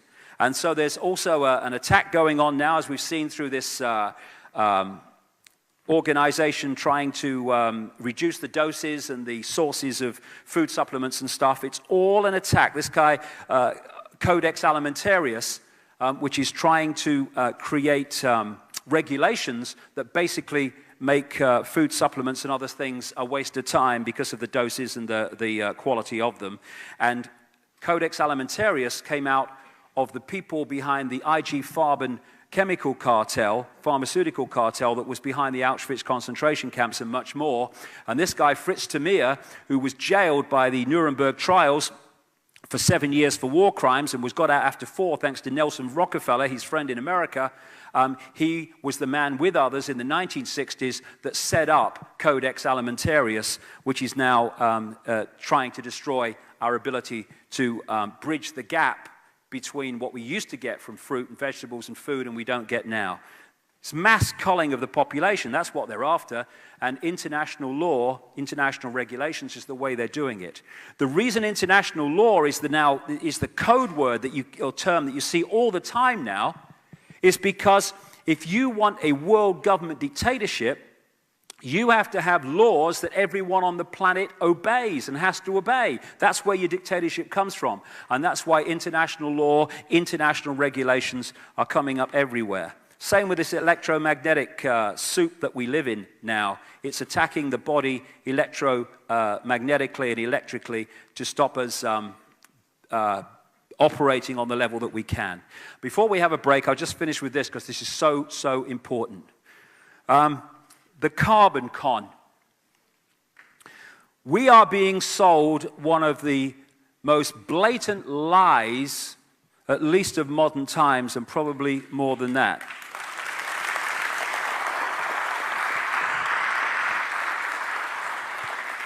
In this network, you'll see the Club of Rome, started in 1968. The Club of Rome is there within the network to manipulate the environmental movement to advance this agenda of global centralization. This is the founder of the Club of Rome, Giulio Pecci, quoted in one of its own publications in 1991. In searching for a new enemy to unite us, we came up with the idea that pollution, the threat of global warming, water shortages, famine and the like would fit the bill. And that is what they have done. The greenhouse effect. Oh, it doesn't let heat out, so the planet warms, and it's the greenhouse gases, and it's carbon dioxide. Carbon dioxide has become the enemy, the villain. Without carbon dioxide, first of all, in the greenhouse effect, the planet would be too cold for any life, and nothing would bloody grow without carbon dioxide, and we've turned it into the great bloody evil. And the amount of carbon dioxide in the atmosphere in relationship to other greenhouse gases is fractional, and the amount produced by human technology is a tiny, tiny fraction of that fraction. The idea that it's changing the climate of the planet is insane. Talking of which, I've learned many things in the last 20 years, and I've learned this. If Al Gore's involved, it's a scam. End of story.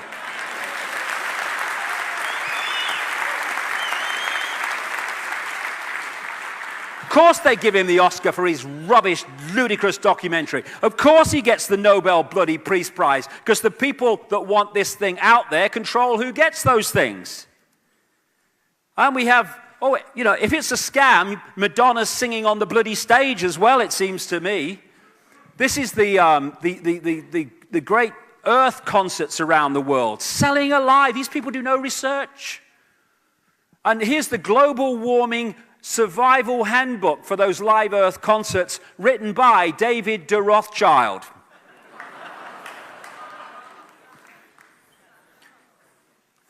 You know, computers have a common kind of theme all over the world. Shite in, shite out. That's what computer models are, right? If you put rubbish data in, you're going to get ridiculous data out, and that's what these climate models are. And the idea is to scam us into a state of survival and a state of giving our power away, more and more taxation, more and more international law to dictate to us what we can and cannot do on the basis of saving the planet. New world order to save the Earth. The Earth don't need saving. If you mess with it too much, you'll kick your butt off it. No need saving. Bigger than you are. Do you know sometimes when I go outside and it's cloudy and the clouds move and the sun comes out, it gets warmer. Have you noticed that? I think the sun and warmth have some connection. I feel it in my water.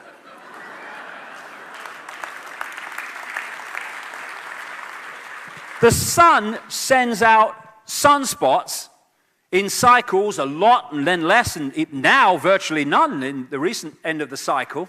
And some of them are as big as Jupiter, and most are bigger than the Earth. They're massive.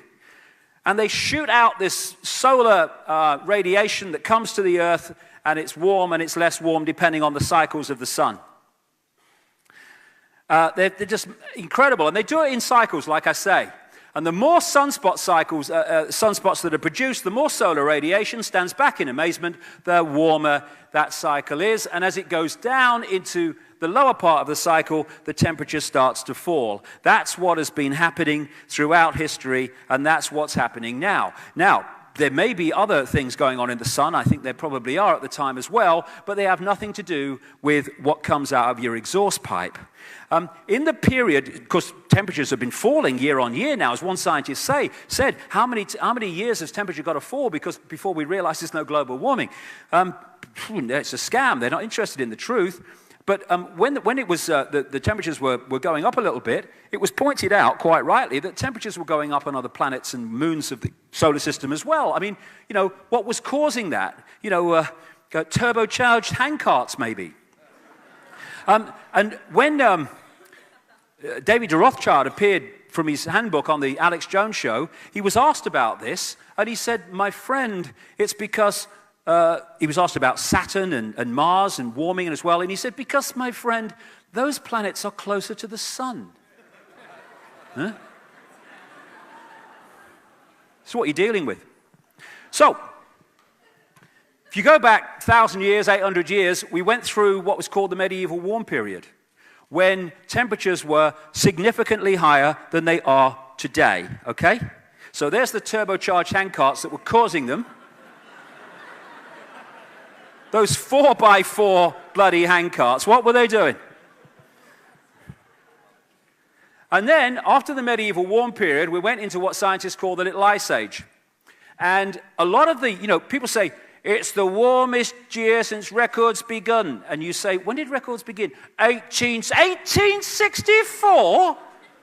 That's 10 seconds ago in climate cycles on the Earth. And what they've done is picked it up as we were coming out of the Little Ice Age, and then comparing that temperature with now and saying, ooh, look at the gap. During the Little Ice Age, it was so cold, the Thames froze over, and they used to have ice fairs on the Thames every year. And here we go. This is from the Little Ice Age up to what?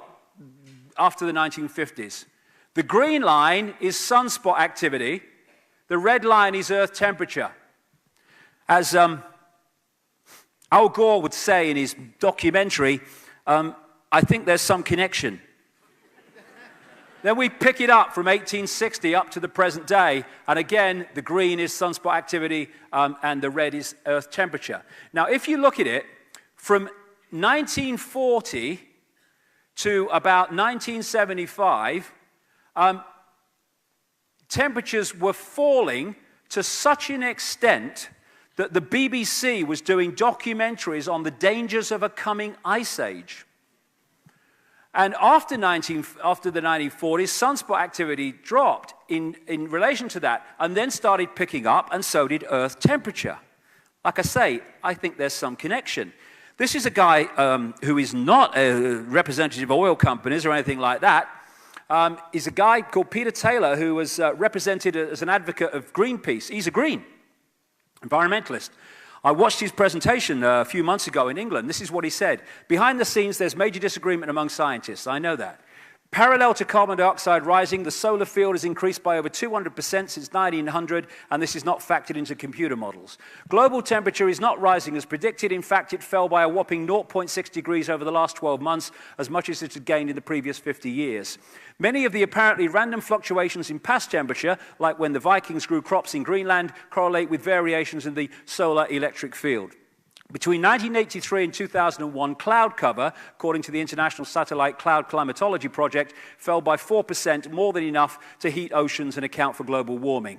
A spate of recent science shows that temperature oscillations are timed by solar cycles, that the jet stream is affected by the solar wind, and that past high and low points in the solar cycle correlate with past temperature swings. It's the bloody sun.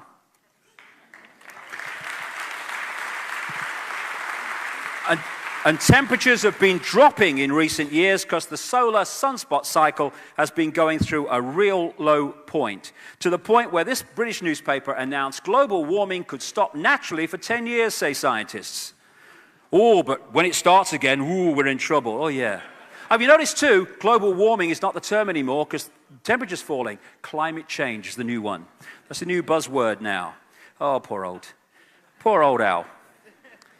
This guy, James Hansen, who's a close associate of Al Gore from NASA, he has been exposed for making up temperature changes to make them seem higher than they are by changing the months around to make one month seem to be really warm when it shouldn't be, when it was taken from a month which was just a normal temperature. And this is what one of his colleagues says, like he's a close associate of Al Gore, one of his colleagues at NASA. Hansen was never muzzled, even though he violated NASA's official agency position on climate forecasting, i.e. we didn't know enough to forecast climate change or mankind's effect on it. Hansen thus embarrassed NASA by coming out with his claims of global warming in 1988 in his testimony before Congress. Nothing happened because he was supposed to do that. And this guy from NASA, John Theon, also goes on about Gore. Gore faces a much different scientific climate in 2009 than the one he faced in 2006 when his film An Inconvenient Truth was released. According to satellite data, the Earth has cooled since Gore's film was released. Antarctic sea ice extent has grown to record levels. Sea level rise has slowed. Ocean temperatures have failed to warm, and more scientists have publicly declared their dissent from man-made climate fears as peer-reviewed studies continue to man-made counter-warming fears.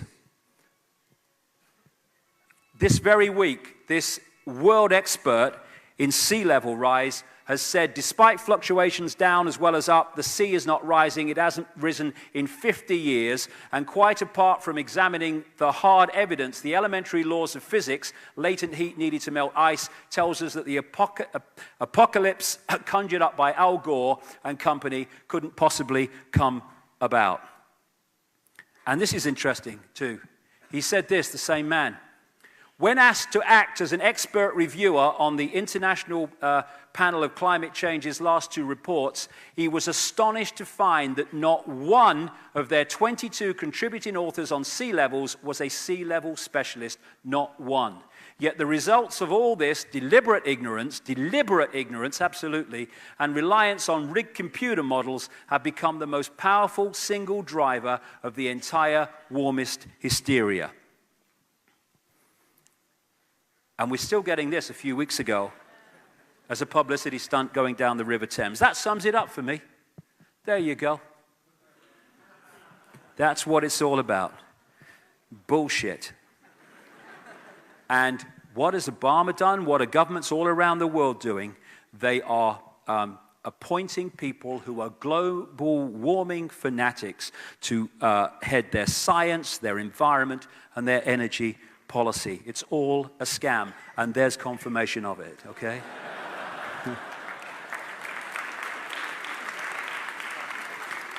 So as we end this period, just look at us. Everything is upside down. Doctors destroy health, lawyers destroy justice, universities destroy knowledge, governments destroy freedom, the major media destroy information, and religions destroy spirituality. Why? Because that is what they are meant to do. And it's not just people sitting in dark suits around a table. They're still at the play-out level of it. It's not even there or in the shadows with the advisors. And in the end, it's not even there. It's in this schism which we are, I believe, in the process of seeing, in the words that I was given when I was in that other state of consciousness, that there is a correction underway which is going to bring an end to the schism, and therefore will bring an end to all that it manifests down into this reality. And I'm absolutely certain that's the case. And while things look terribly, terribly bad when we look at the news and we see this moving on, for me, though it's going to go on for a while yet, we're looking not at something that is ultimately going to get its total power, which it wants. We're looking at something in its death throes that is trying to hold on to the last vestiges of its power, which are about to be taken away. Of that, I am totally convinced. We'll be back in half an hour. Thank you very much.